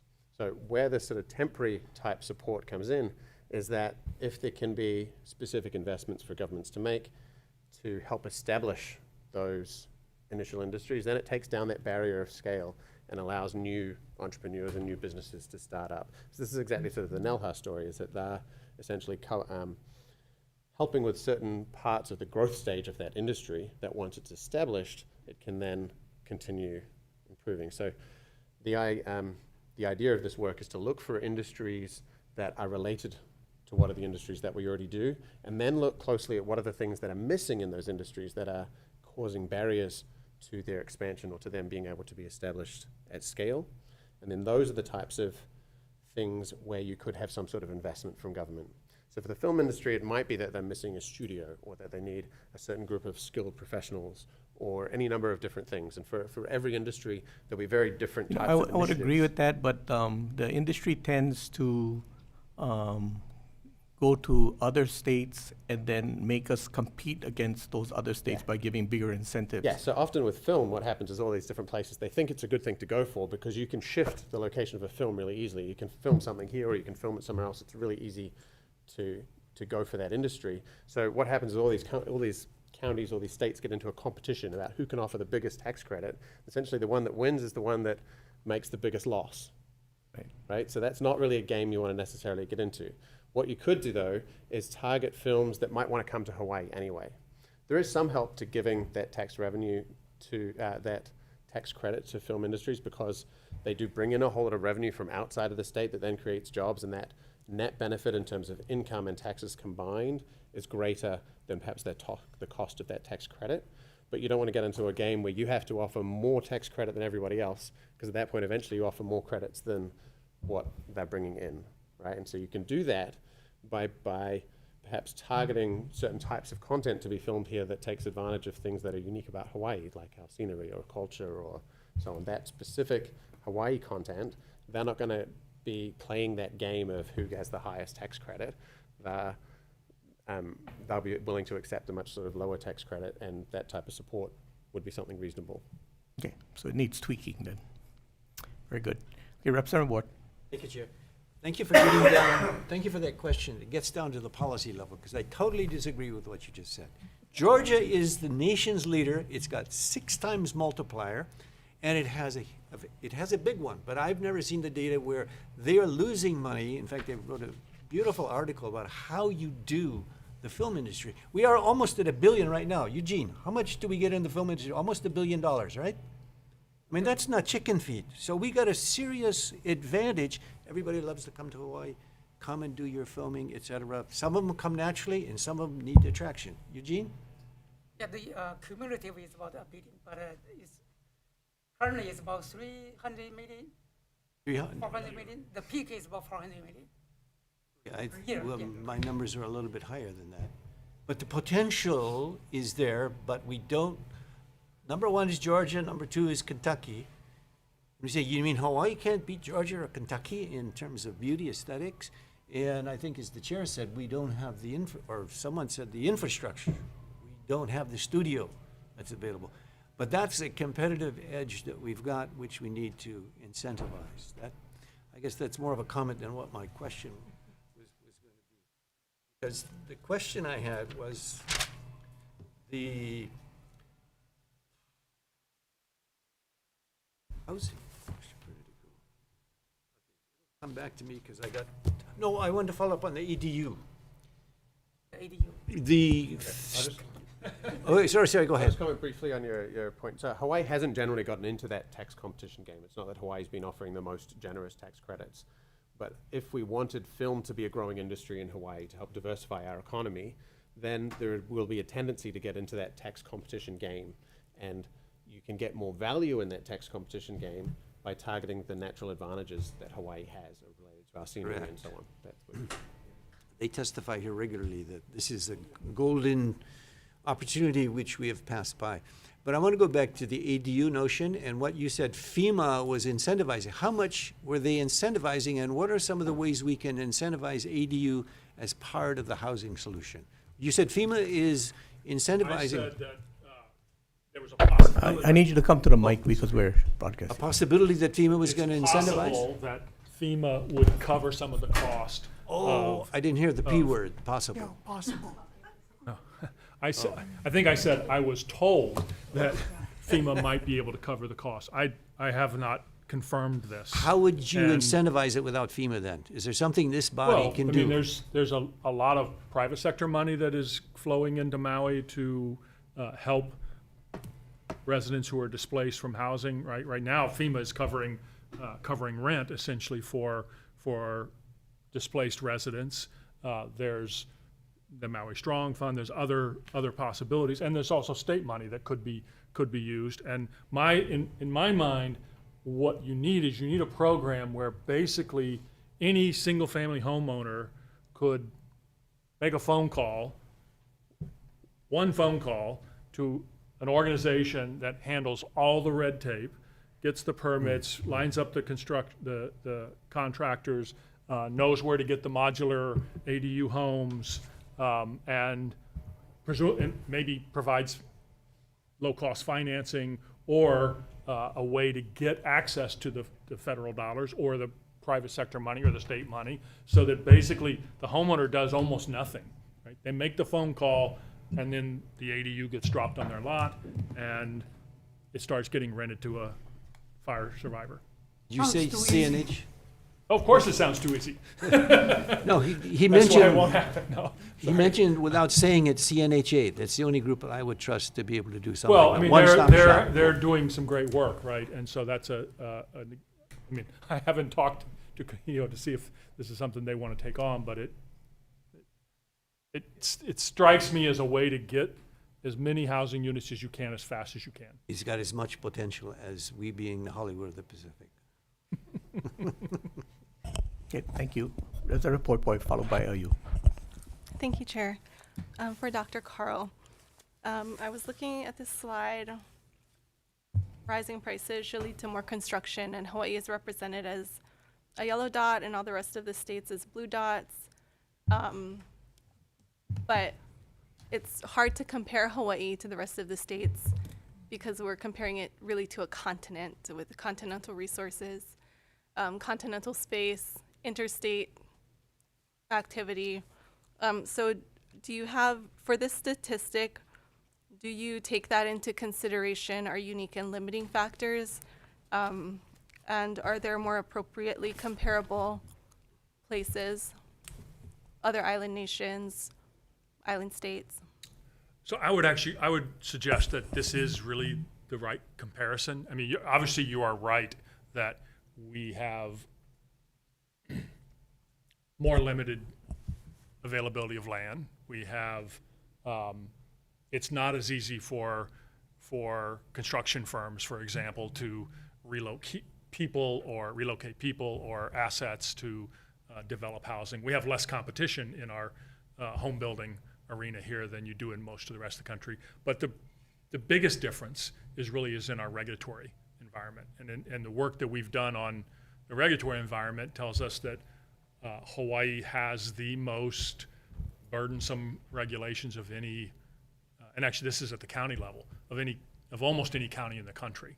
And we know that regulatory burden, some of it is very well intended, and it's used to protect our natural environment, it's used to ensure safety.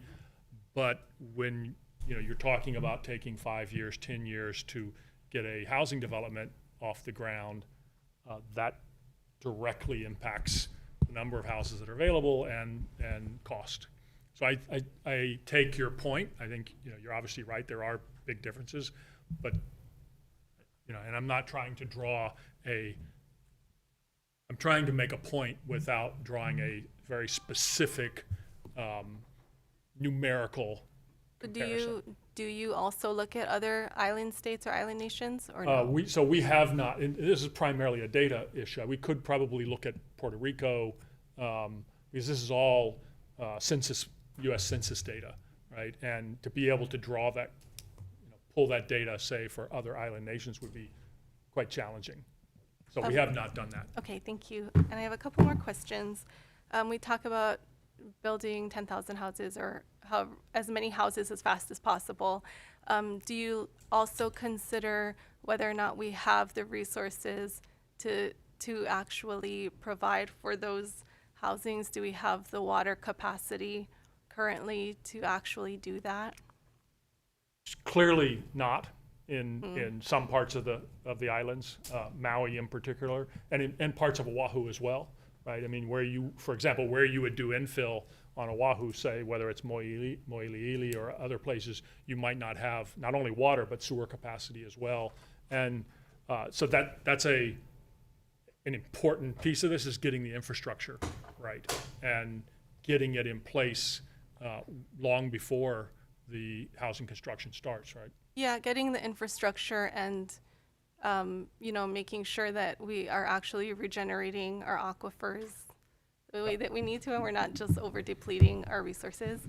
My last question, also in regard to building many units really quickly, is there any data actually measuring buyer readiness or renter readiness for when those units become available? I don't know of any publicly available data on that. I know from some of the work that Hawaii Community Foundation has been doing on Maui, trying to help buyers get ready. They're from what I have seen of that information, pre-interest rate increases, they had people who were going through buyer preparation programs, getting their finances in order, being prepared to buy houses, and then not having houses available to buy. So it takes both things, right? You have to build the housing, and you also have to prepare people for that purchase. I'm just curious if 5,000 units were to come online next year, how many percentage of people who need housing would be qualified? So I'm reluctant to point to a number like 10,000 housing units or need. In my mind, all these numbers they're very rough estimates, right? What we do know is we need more housing. And if we were already supplying more than enough housing, then we wouldn't be seeing the kind of home price growth and rent growth that we have. Okay, thank you. Okay, represented by you. On the same topic, what is the impact on schools? Like the demand for schools, or if we stay on the same track, what is the impact on schools if the birth rate is less than the death rate? Do we need more schools? So that's really a question for DOE, right? I mean, because they have to track this, but in the macro, in the big picture, you're on the right track, right? If our population is not growing and if our birth rates are really low, then the problem, of course, is that where those kids live isn't necessarily the same as it used to be. So we may need new schools, but the old schools ought to be turned into housing. Got it. Thank you. Okay, thank you. Any other questions? Yeah, I have a question. So, one of the things that you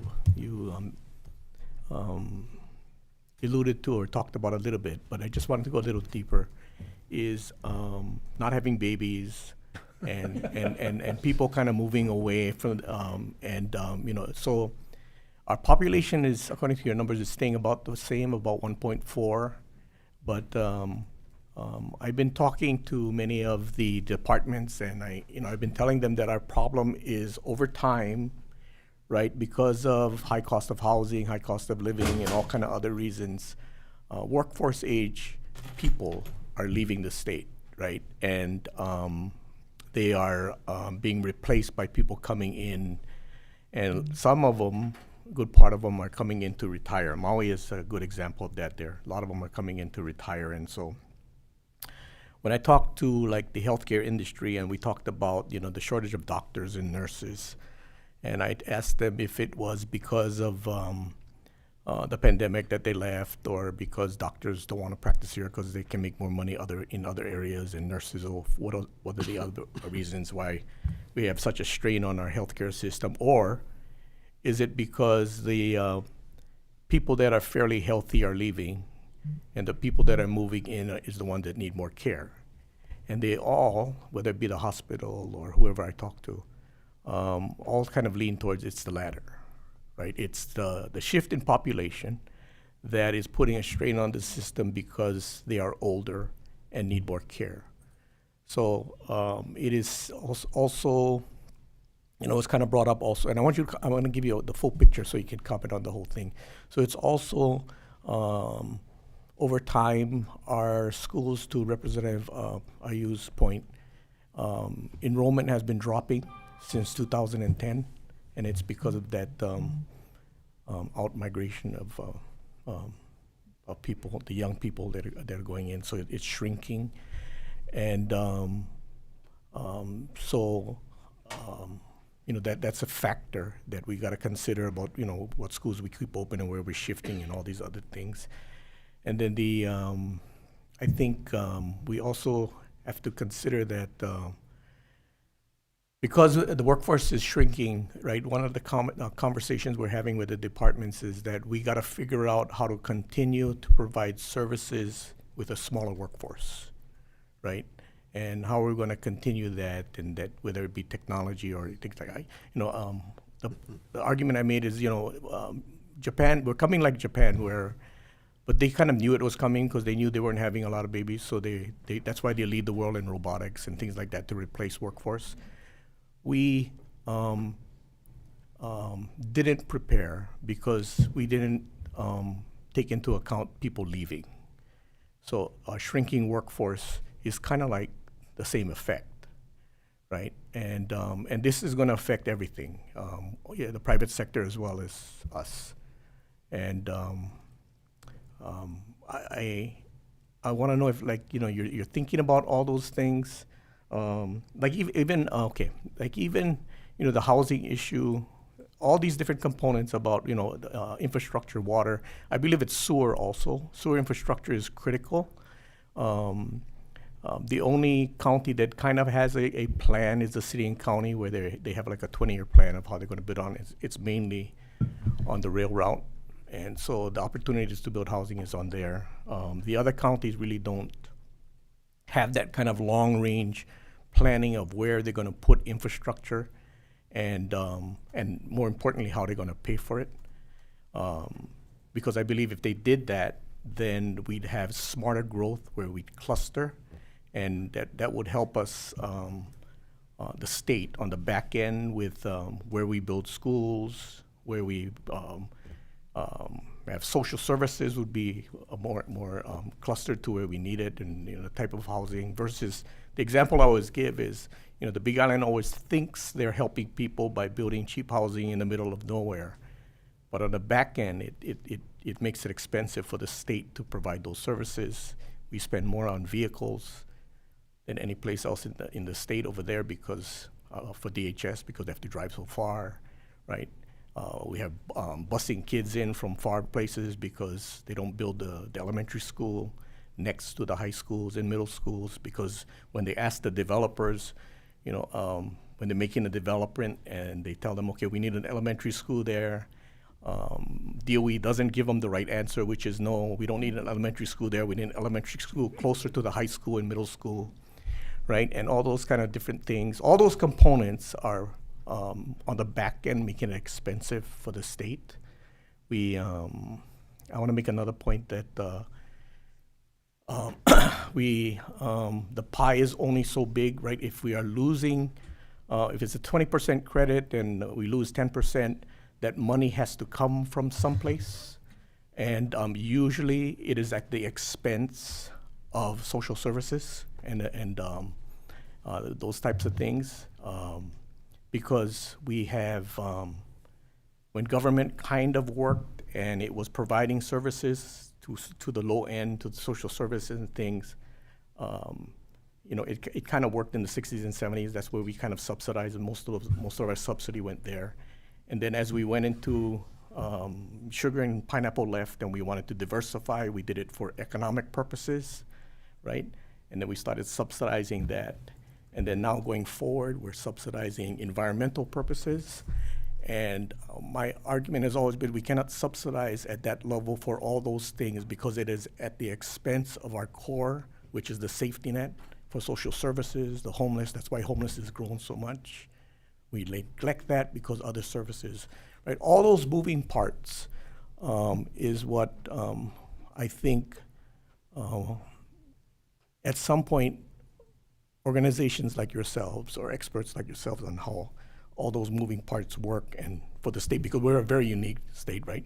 Not only the challenges that you brought up as far as limited land, we're also an island state that creates new challenges that, right, we have we have challenges with the federal laws that are meant for states that are contiguous, and all these other things, all these other factors that make it challenging for us to do things. So I bring up all these things because I believe that you are supposed to help us figure out that was the question. all these moving parts. That was a lot. Yeah. Thank you. And you gave us a lot earlier, so. So I'm going to let Eugene talk about the demographic stuff, because when you were talking about whether the age of who's coming in and who's going out, they've done some work on looking at the migration patterns, and I'm not convinced. Usually when you talk to whether it's hospitals or retailers or whatever, you know, they have an idea of what's happening, but you have to dig into the data, and I'm not convinced that the in-migrants are necessarily older than, in fact, I think that's probably wrong. I suspect that the in-migration is probably younger than the people who are leaving.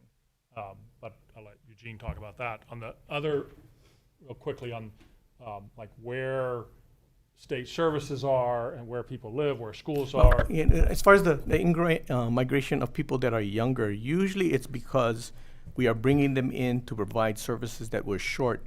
But I think part of the analysis should be that a lot of times, like teachers, for example, right? We bring them in because we're short teachers. But then a lot of them don't stay, and they leave, right? So, right, it's all that being taken into account. And so actually, we should know the demographics of the comers and the goers, right? And so you would know on net. It's been a while since I've looked at that. Jump in on that? Or? Yeah, I think in terms of in-migration, because that includes component. One is military, and the other one is a student. And those ones, the military, we count them as a labor force, including military. So, but other students, they may not be in a full-time labor force. I think what you are talking about is really, they all related. You're talking about the population, out migration, education, you're talking about housing, they all related. And we just recently we did a study, we found out that just for the medical field, over 50% of our registered surgeon doctors, they register in Hawaii, but they practice on the mainland. It's over 40% of the registered nurses, they register in Hawaii, licensed in Hawaii, but they practice on the mainland. One of the reasons for those people left the state, practice on the mainland, and while we have a shortage. So it's because one of them is because housing. So they all related. If we can build more houses, keep them here, then they may come back, or they may not even leave. And also, from the population, we do see, you're absolutely right. We have seen the decrease in school enrollment. And if we compare with 20 years ago, there were some changes, people moving to the suburb, a little bit away from the urban center like Kapolei, Iowa Beach, because there are more families. But now the family household is decreasing, and the people live alone, one person, and they live by themselves. They are moving back to the urban area like Kakako. So there are some changes. I think the schools, in terms of total schools, we may not need that many, but they may be relocating the schools. So I think for all these related, there might be something, a key thing we can do to reduce the out migration, to improve the population. What I can think so far is maybe housing is one of them. I agree. Everything goes into that decision about where someone chooses to live, right? It's the quality of the schools, the quality of the environment, the surf, the weather, housing, job, the type of job you can get, right? So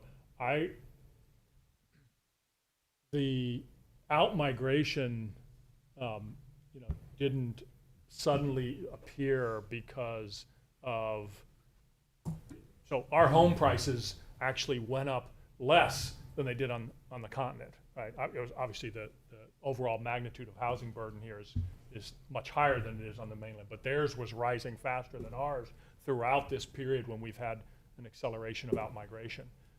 So my hunch is that a lot of that has to do with relative jobs, the types of jobs that are available in Hawaii, and the fact that the U.S.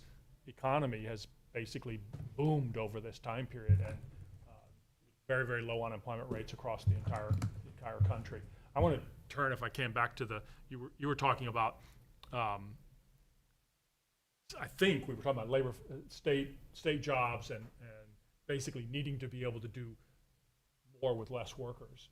And that's what's happening in the entire private sector, particularly in retail and in food service, where they lost workers during the pandemic, and they've changed the way they do things. And state and county governments are having to do the same thing. They're having to learn to do more with technology and less with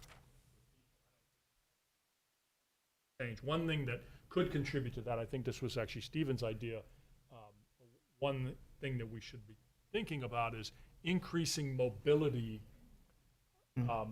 between the islands for state, county workers by figuring out how to do remote work, right? So how does state government and the universities and the counties move into the world of remote work? I know we did that during the pandemic, but there's been a big retreat from that since then. And right now, we lost an employee recently because he'd been with us for a decade, and he moved to Utah, and there was no way that the university would allow us to have him work remotely. I'm not suggesting that's what we want to have happen, but if you can have someone who lives in Hilo, where we have relatively more affordable housing, and they could be working for state government in Oahu because they're able to work remotely, and maybe you have a facility on the Big Island where state workers come together from time to time, or you have technology, or you have to come into the office on Oahu once a month or whatever. If we can figure that out, it will increase availability of housing, it will increase affordability of housing because of the relative affordability, particularly on the Big Island, and it will make state government more efficient. No, I agree. Quickly. So the main idea with this is that the neighbor islands are even more concentrated in tourism than Oahu is, and diversification opportunities in the neighbor islands are even more difficult than to diversify Oahu. So to the extent that people can live on the neighbor islands and take jobs in Honolulu, that creates a much more wider range of activities that can be done by neighbor island residents than what could be done by diversifying locally.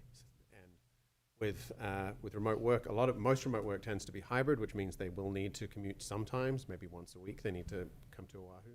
So the easier it is for people to move around the state, the more opportunities there will be on the neighbor islands for people to have jobs that are in Oahu, but otherwise they spend the majority of their time in their own communities on the neighbor islands. that helps to diversify those neighbor-island economies.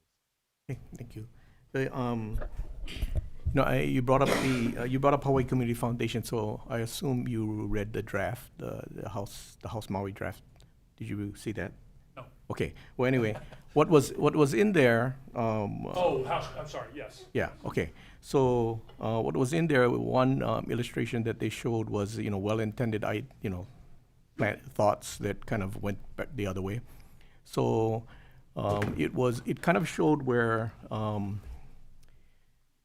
once we got involved, and it was state too, but the county did it also in large part, was once they got involved with trying to push affordable housing, but at the same time they put in requirements for that housing and things like that. Actually, during that period of time when they started, housing permitting actually went down, and it about the period when they doubled their. That's right, right. All those inclusionary zoning requirements. Right. So, but and again, they were trying to help housing and require a percentage of affordable housing and all these types of things that had unintended consequence, right? So, have you evaluated all these types of policies that we've put in place that we should revisit? We've evaluated some of them, right? And actually trying to disentangle regulation is ongoing research.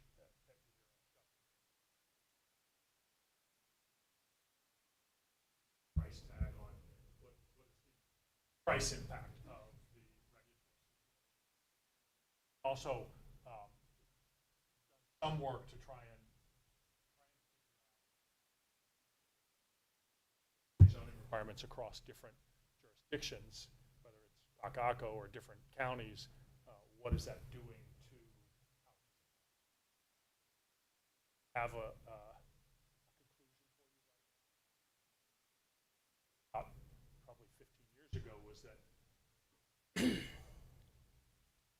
So I'll tell you what my hypothesis is. We haven't proved it to ourselves yet. Publish something, but we're continuing to work on it. My hypothesis is that all of these regulations, and particularly are probably doing more harm than good. It's the unintended consequences. It's basically they lead to less housing being built. And as a result, they raise the price of housing that all of us face. Not so, so what we tend to do is we tend to count the number of new affordable housing units that are built and point to that as evidence of success. But if you impose a tax on developers, and that tax is in the form of basically subsidizing the affordable units through the inclusionary zoning requirements, and as a result, the developer builds, say, 500 or 1,000 fewer units than they would have otherwise, the overall cost of housing continues to rise. And the evidence is that over the last 10 or 20 years, the share of income that people in Hawaii spend on housing hasn't gone down at all. And in fact, in many cases, it's gone up, whether it's rents or for sale housing. And so to me, that's evidence that everything that we've been doing isn't working. And everything that we've been doing is primarily in the form of inclusionary zoning requirements. So the takeaway is we basically need to build more housing. No, I agree. So, actually, we wrote a piece, Sumner LaCroix and I wrote a piece that praised the House Maui plan, but then also went on to point out many of the areas where we thought there were some room for improvement. Mm-hmm. Okay. So so one of the things that, to the point of if we build infrastructure and then we clustered development around there, that it kind of helps the state on the back end and things like that. So, right now, one of the things that I've been saying is the problem is that, the counties don't want to pay for that infrastructure, so they pass it on to the developer to decide. And that's how we end up with spot zoning, right, in the middle of it, and then we don't have planned communities and clustering and those types of things. So have you done any analysis on the benefit of if we did that? Because the argument has been that when I bring that up, they say, well, there's no guarantee that if the county or the state help build that infrastructure that the developer would pass it on to the cost of the home. Have you done any analysis to if we did that, if we clustered, if we built it and did not make the developer pay for that type of infrastructure or less of it, that it would come to better planning, better how we like I said, plan communities, those kind of things, and the cost of housing, and then also inventory. So I think short answer is no. I think that really interesting piece of that. So to the extent that you have a competitive housing market and competition amongst developers, you wouldn't expect that there wouldn't be any way for developers to extract that savings essentially from the state covering the infrastructure. Our housing market is not completely competitive. It's not as competitive as it is, for example, on the continent, where it's really easy for builders to move from region to region. But the thing that's interesting to me about your point is this geographical location of the infrastructure and how it affects long-term costs. And I think that's something that's worth looking at, but we have not done that. Okay, thank you. Okay. Members, any other questions? Okay, thank you. We appreciate you coming in. We'll take a short recess and then we'll bring up PNF. Recess.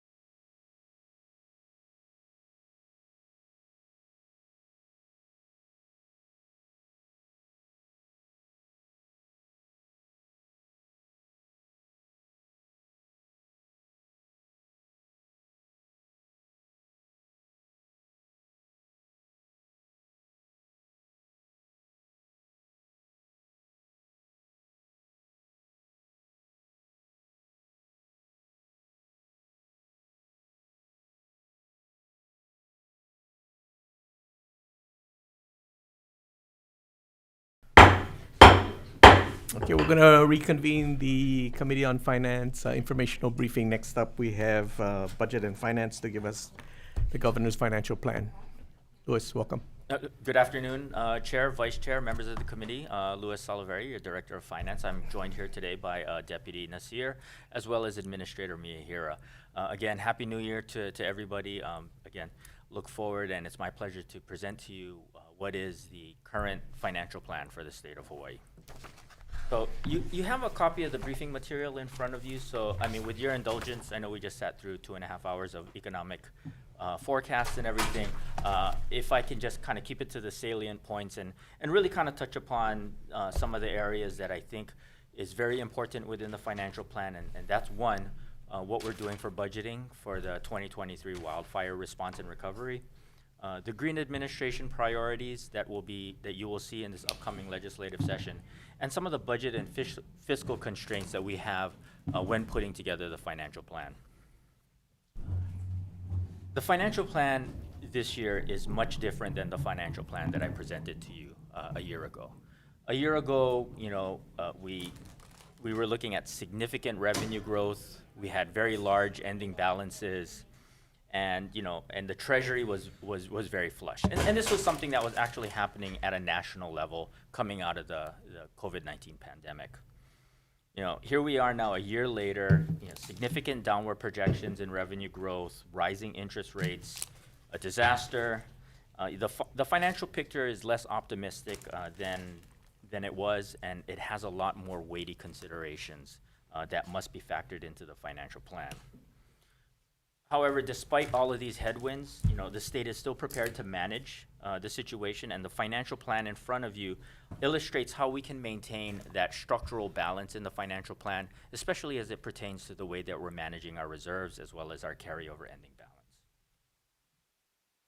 So to start off, the financial plan has set aside $600 million over this year and the next 3 years related to the 2023 wildfire. In the current year, we reallocated $200 million from existing operating budgets into the Major Disaster Fund. In the upcoming fiscal year, there's approximately $14 million that are being requested from some of the departments, which you will hear about when they present to you their budgets going forward, that are directly related to the Lahaina wildfire. And we're also setting aside approximately $186 million to be set aside for further infusions into the Major Disaster Fund or other expenses that may be related to disaster in FY25.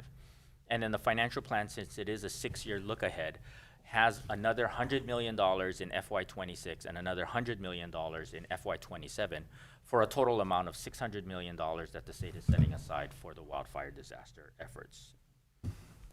With regards to the Green Administration priorities for the upcoming supplemental budget, departments were again asked to prioritize housing, homelessness, the cost and affordability, and the health of our residents and the environment. And overall, the supplemental budget, as you will see, that was presented, as well as what the departments will present, adds approximately $327 million in general funds to fiscal year 25. And about $1.3 billion in total for all means of financing. Another thing that was very important, and it's included in the financial plan itself, is the next phase of the Green Affordability Plan. The proposals, which will be a part of the governor's legislative bill package coming forward, seeks the reintroduction of the Child and Dependent Care Tax Credit, as well as indexing to inflation the current income tax brackets. We expect that particular tax break will cost approximately $58 million in fiscal year 25 and anywhere between $75 to $100 million going forward. But again, it is always going to be dependent upon, again, how many people do take advantage of the tax credit. So those further projections really is our best estimate on what the impact would be by providing those tax credits. And so lastly, and again, keeping this very short, and be happy to answer questions with regards to the financial plan, is that one of the things that we structured within the financial plan was really maintaining the reserves that we had. It is something that is a credit quality and it's a credit strength of the state. If you look at what has happened over the past 3 years, we have essentially infused over $1 billion into the state's reserve fund. And if you look, we continue to maintain that in spite of the headwinds that we have, we are still able to make the necessary investments where we need to address the wildfire recovery efforts, as well as kind of gradually grow upon some of the outstanding kind of situations that exist within our operational budget going forward. And so, coupled with that $1.5 billion emergency budget and reserve fund, as well as a 5% carryover in our ending balance, which again allows for us to be able to flex depending on variations in projections in the console on revenues projections. You know, one of the things that was very evident over the past year, last year when we talked about the financial plan, we were looking at a 6.5% revenue growth. By a year later, that revenue growth turned into negative 1.7. So you can see the significant amount of volatility that existed, and one of the reasons why maintaining this carryover balance at the level that it is something that, one, is a credit strength for the state, but it's also something that, from a financial planning perspective, is sound practice. And so this, again, was also very evident in everything that we heard about when we did the bond sale in terms of what is one of the Hawaii's strengths when it comes to maintaining its financial plan.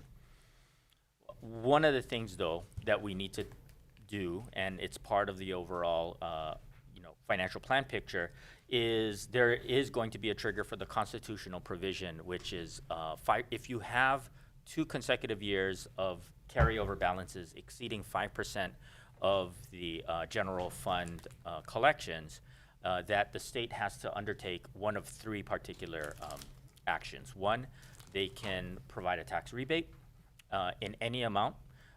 It can also pay down its long-term liabilities, or it can, I'm blanking out, or it can actually include another infusion into the emergency budget and reserve fund. So these are things that the administration, and we will work with you as we progress through. It's also going to be determinant upon, what other actions that the legislature decides to take when it comes to the budget coming forward. So,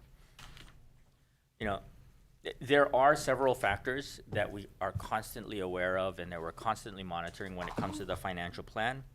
And these things, which basically is factoring into, part of the discussion as we go forward, is one, additional disaster-related expenses that we are not factored in right now. I mean, we are working off of our best guess estimate and working with all of the different agencies.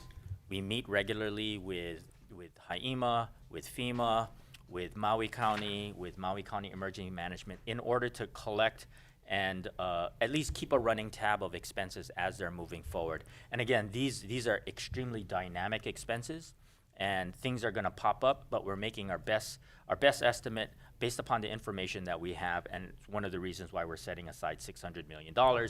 But there's also the possibility that could change. Another thing that's very important with regards to the financial plan, and one of the things that we did in taking the steps that we took in FY24, was maintaining the liquidity in a state's treasury. And part of that is to ensure that we are able to pay for the state's expenses, especially as it's related to disaster, because there's one of 2 things that happen, and we are extremely appreciative of the amount of support that we're getting from the federal government, but our relationship with the federal government is a little bit requires us to maintain a high degree of liquidity, because we will get invoiced for expenses that the federal government is incurring, and we'll get our 10% share, and they'll invoice us for that. When that invoice comes in, it's anybody's best guess. We can try to work with them. And then there's another situation where we will cover expenses, and then we will wait for the 90% reimbursement from the federal government to come in. Again, we'll work with them, but it's always going to be a situation where we're going to have to manage the liquidity in the state's treasury. We also have upcoming collective bargaining agreements in FY25. There's federal uncertainty. Next year is an election year that does cause a degree of consternation when it comes to receiving federal support and what the state will have to anticipate in terms of continued requirements as it comes from the federal government, as well as national and international concerns that could have an impact on Hawaii's economy and therefore its revenue growth projections. So, Chair, Vice Chair, and members, really the approach to the financial plan that the administration took this year was very simple. Make it through the biennium. So much changes and so much noise happened in the beginning of this particular biennium when it came to the projections that we need to get to a normalization, of projections. As you can see, I think the presentation that the economist provided to you, we went from 29.1% growth, and then all of a sudden we're down to negative 1.7. Now we're up to 1.3. Maybe it'll go up to 2 point something. And so we need to get to some normalization because from a budgeting and a financial planning perspective, smooth is better. And so making it through the biennium is one of the pillars of what we're trying to do with the financial plan. And again, managing the state's liquidity and credit profile, try to anticipate future expenses, and maintain our strong reserves. So, thank you for allowing me the opportunity to provide you this kind of overview of what the financial plan looks forward to, and I'm happy to answer any questions that you may have with regards to what's in the plan. Thank you very much. Members, any questions? Okay, Representative Kila followed by Kobayashi. Then Hey, Ward. Louis.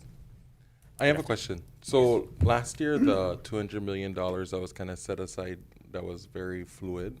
Yes. I know it was to fund Hawaii Tourism Authority and DOE. Has those monies been fully expended? Yes, we actually, it's been fully expended. We will have to go in. We unfortunately exceeded $200 million by 14 cents. So we will have to fix that. But yes, and we actually even distributed $30 million out of the $200 million for the major disaster fund. So it actually went to Maui relief efforts. And hypothetically, what if we didn't pay the federal government? That's a great question that has many different possibilities. One, they could stop further payments to us in such time that we make whole in again, our obligation. We're constantly working with the federal government when it comes to things that we have to pay. We have to pay the federal government when we make interest on bonds, for example, that have tax exempt designations on it. So we will get notices from the federal government that you owe us this money, and we have never gotten to the situation where we said, well, I'm sorry, we don't have it.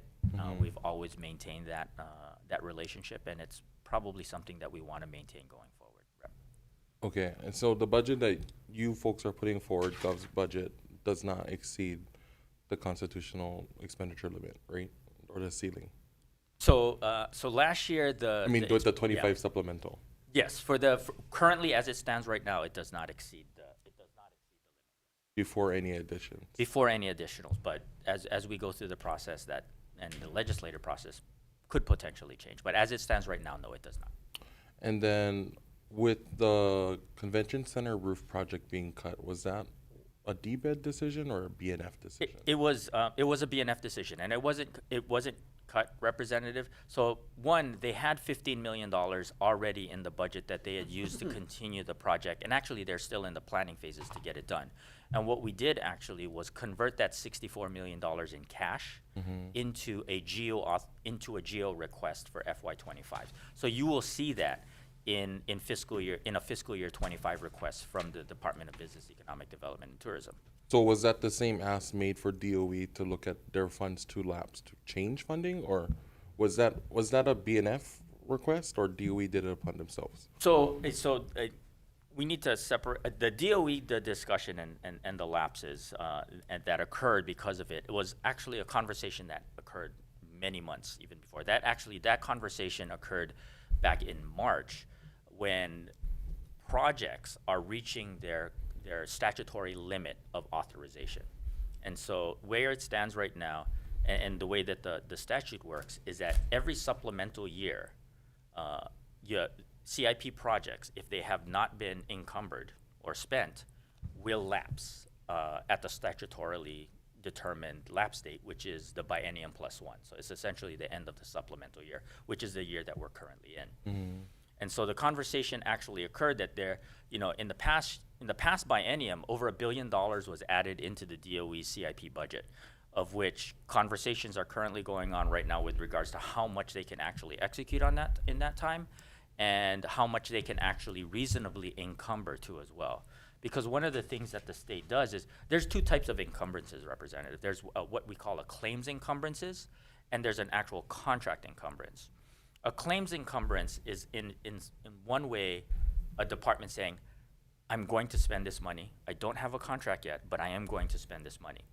You can do a claims encumbrance at the end of a fiscal year, but the requirement is that claims encumbrance turns into an actual contract encumbrance by 6 months after the close of the fiscal year. So by December 31st, it should turn into a contract. If it doesn't turn into a contract, you have to request from the comptroller an extension for that claims encumbrance, because as a state, we cannot hold on to that appropriation indefinitely, basically, if it's never going to materialize. So that's one of the things that we were dealing with when we were looking at capital improvement projects within the Department of Education. And that exists not just for DOE, it exists for all departments, really, that condition of actual statutory lapsing. It's just that the DOE gets a significantly much larger amount of CIP appropriations each year. Does BNF monitor or manage all the department's CIPs? Once a release is granted by BNF, so departments will come in and they'll ask for release of a specific project, because CIP projects are appropriated individually by each line. So a department will come in, ask for a release. Once the release goes through the process, they send it to BNF, we vet it, goes to the governor for final approval. It is outside of BNF's purview at that point in time. It is upon the expending agency basically to execute on that expenditure going forward. And then the encumbrance process is not part of the BNF process, that is part of the DAGS process. Because I think my question would be, does DOE, so DOT, right, has open contracts to do expeditious repair and maintenance and even construction, but do other departments, can they utilize that same method or process? I'd have to take a look at it, but again, the DOT, for example, right, one, their CIP is very different. It's revenue bonds, right? So they are managing their CIP projects based upon their projected expenditure schedule going forward, because those revenue bonds are predicated on what their expenditure pattern is going to look like. And so, the DOT, we would have to take a look to see what could be ported in one way, but I do know that the DOE is working with the University of Hawaii right now to see what they can do to kind of streamline their processes and get better at executing on these capital improvement projects. Right? And then two more questions, Chair. And you tell me, Louis, if I should ask this to Governor. But so right here, right? You should ask it to Governor. You're fine. In page 17, right, we're talking about emergency appropriation for $26.6 million for funds to cover shortfall in school lunch, which I know is the inflation. But then the unanticipated decline in enrollment, which I think Chair Yamashita has talked about. Has BNF and Governor's office looked at the decline to start ideally looking at, I think, potential things that have to be, I don't want to use the word cut from DOE, but acknowledging this trend, and is BNF and Gov's office taking a We are having that proactive conversation. The DOE is a little bit of a special case. They do have a governing board that we have to work with too as well.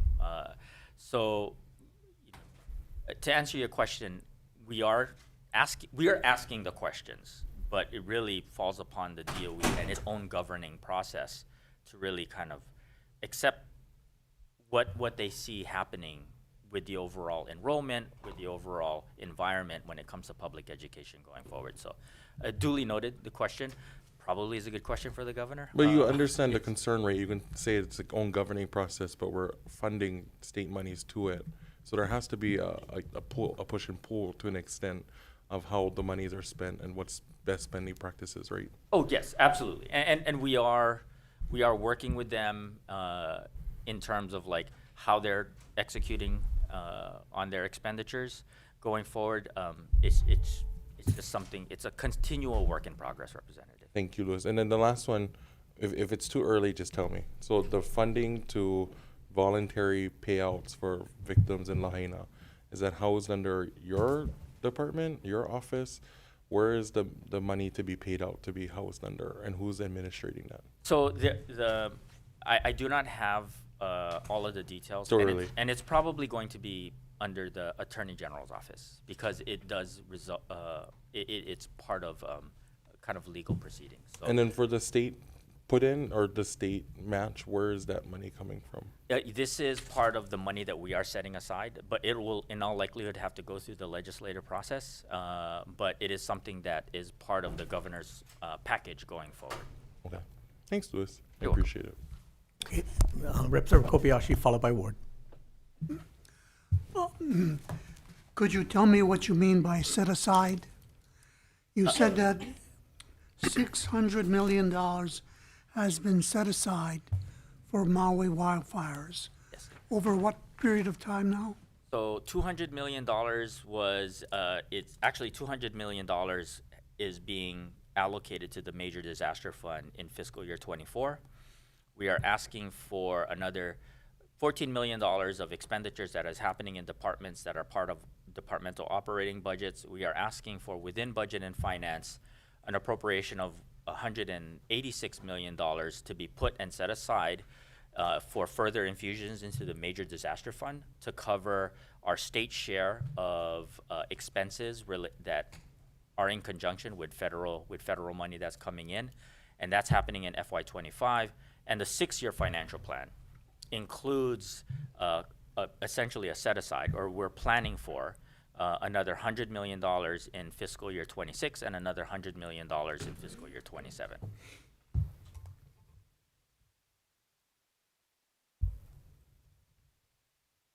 I hope that answers your question. No, I don't know what set aside means. Set aside is we're planning for it. So But if you look at it's the financial not plan, described in any way for a specific use. it is going to be for infusion into the Major Disaster Fund to cover states' expenses related to the Maui disaster. But what does that mean? Is it to reimburse the feds? No, this is our state share. So the overall, the disaster, and I'm looking at it at a macro level, representatives, the state will cover 10% of the expenses associated with the recovery of Lahaina. The federal government has agreed to pay 90%. That's the current contract that we have. This money that's being set aside, and for all of the work that we've been doing and meeting with everybody, listening to the requests that are coming in for debris cleanup, non-congregate housing, non-congregate sheltering, all of these different things.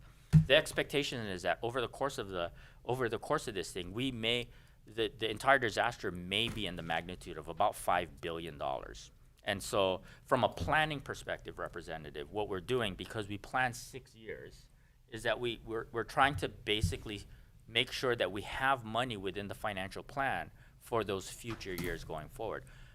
One of the things that we want to do, and we do have a legislative proposal that will be coming in with the governor's package, is to allow for a degree of flexibility when it comes to using the Major Disaster Fund when federal money comes in, and then being able to use that federal money in order to pay for the state's expenses when we get reimbursements from them. So it's a cash inflow and a cash outflow situation, but it really is predicated on how we manage the treasury and how we manage the cash that we have at any given point in time for the state. So I know the federal FEMA money comes in all kinds of batches. Some batches are like 100% FEMA pays. Some batches 90% FEMA pays. Some batches 75% FEMA pays. That is correct. It is a immense Herculean, wouldn't even begin to describe the task at hand. But from a general rule of thumb, when you're thinking of a 6-year financial plan, and with all of the work that the governor has done, been working with the feds on this particular situation, as well as the president, he's continually advocating for the feds to continue to pay as much of a share as possible as they can. We went from one period of time where, there was only going to be, like a 60-day cover of 100% federal reimbursements, for example, for debris cleanup, but that got extended to 180 days. So you know, we're constantly kind of working out, but what we can do is just make our best estimate and what we want to put in the financial plan in order to cover our expenses going forward.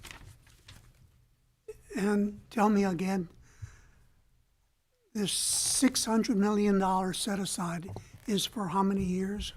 Is it 4 years or 6 years? It's for 4 years. It's for FY 24, 25, 26, and 27.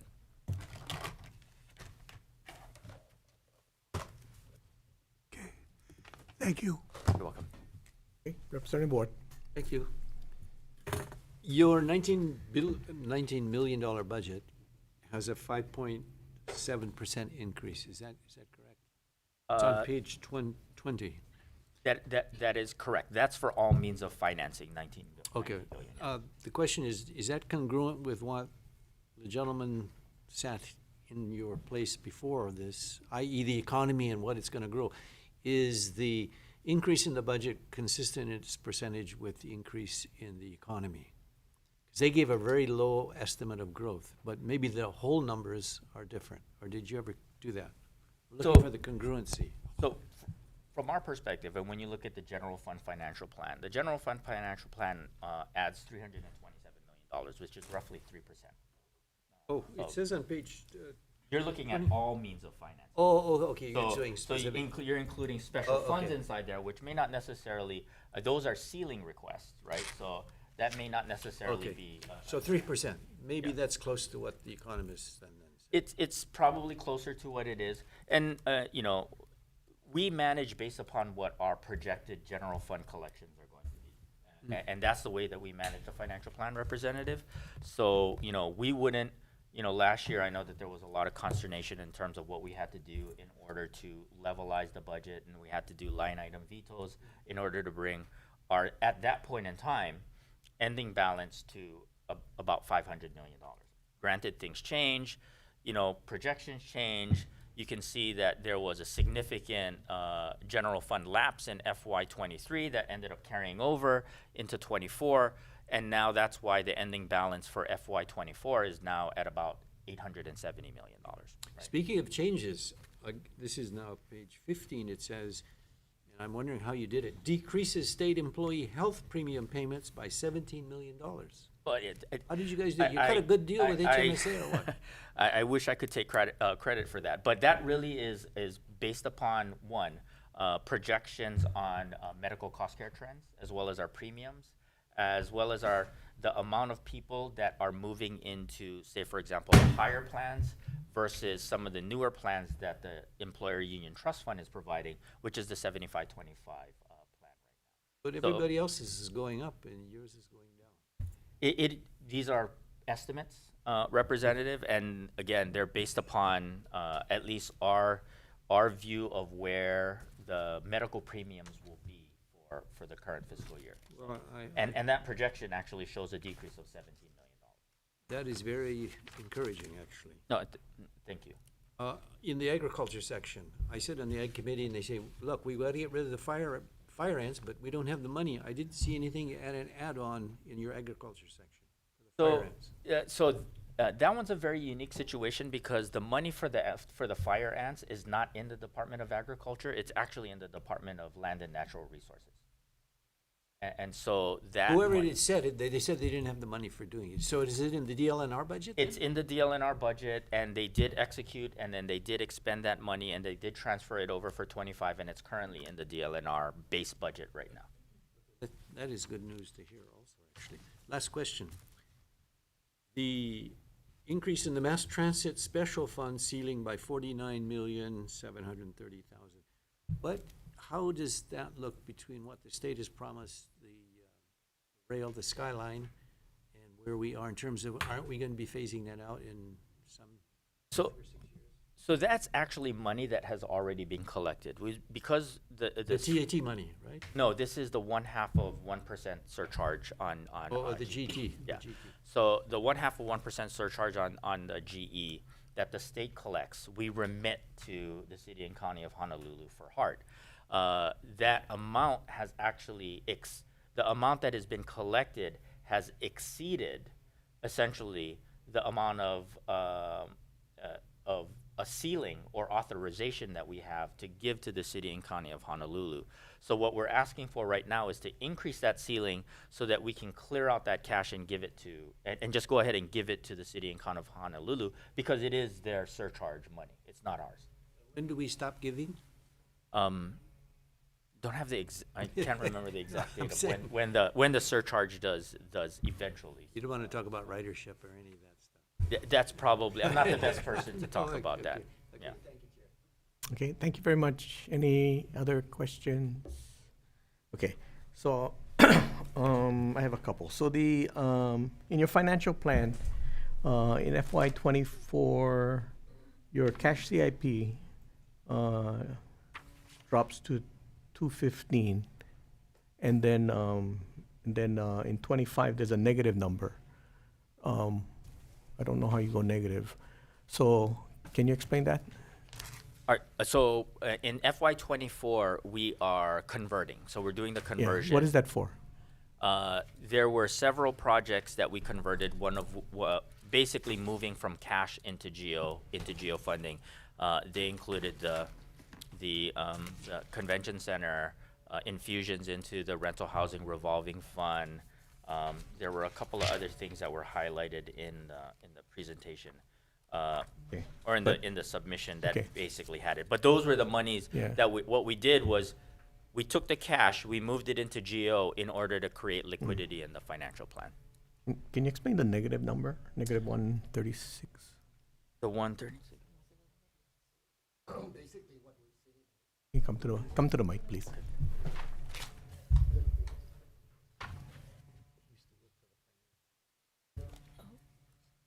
Major budget division. We're taking general fund appropriations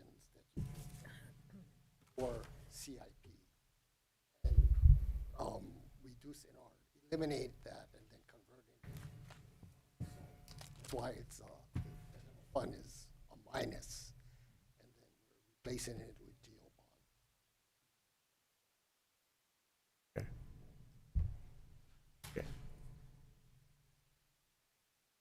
Okay, so,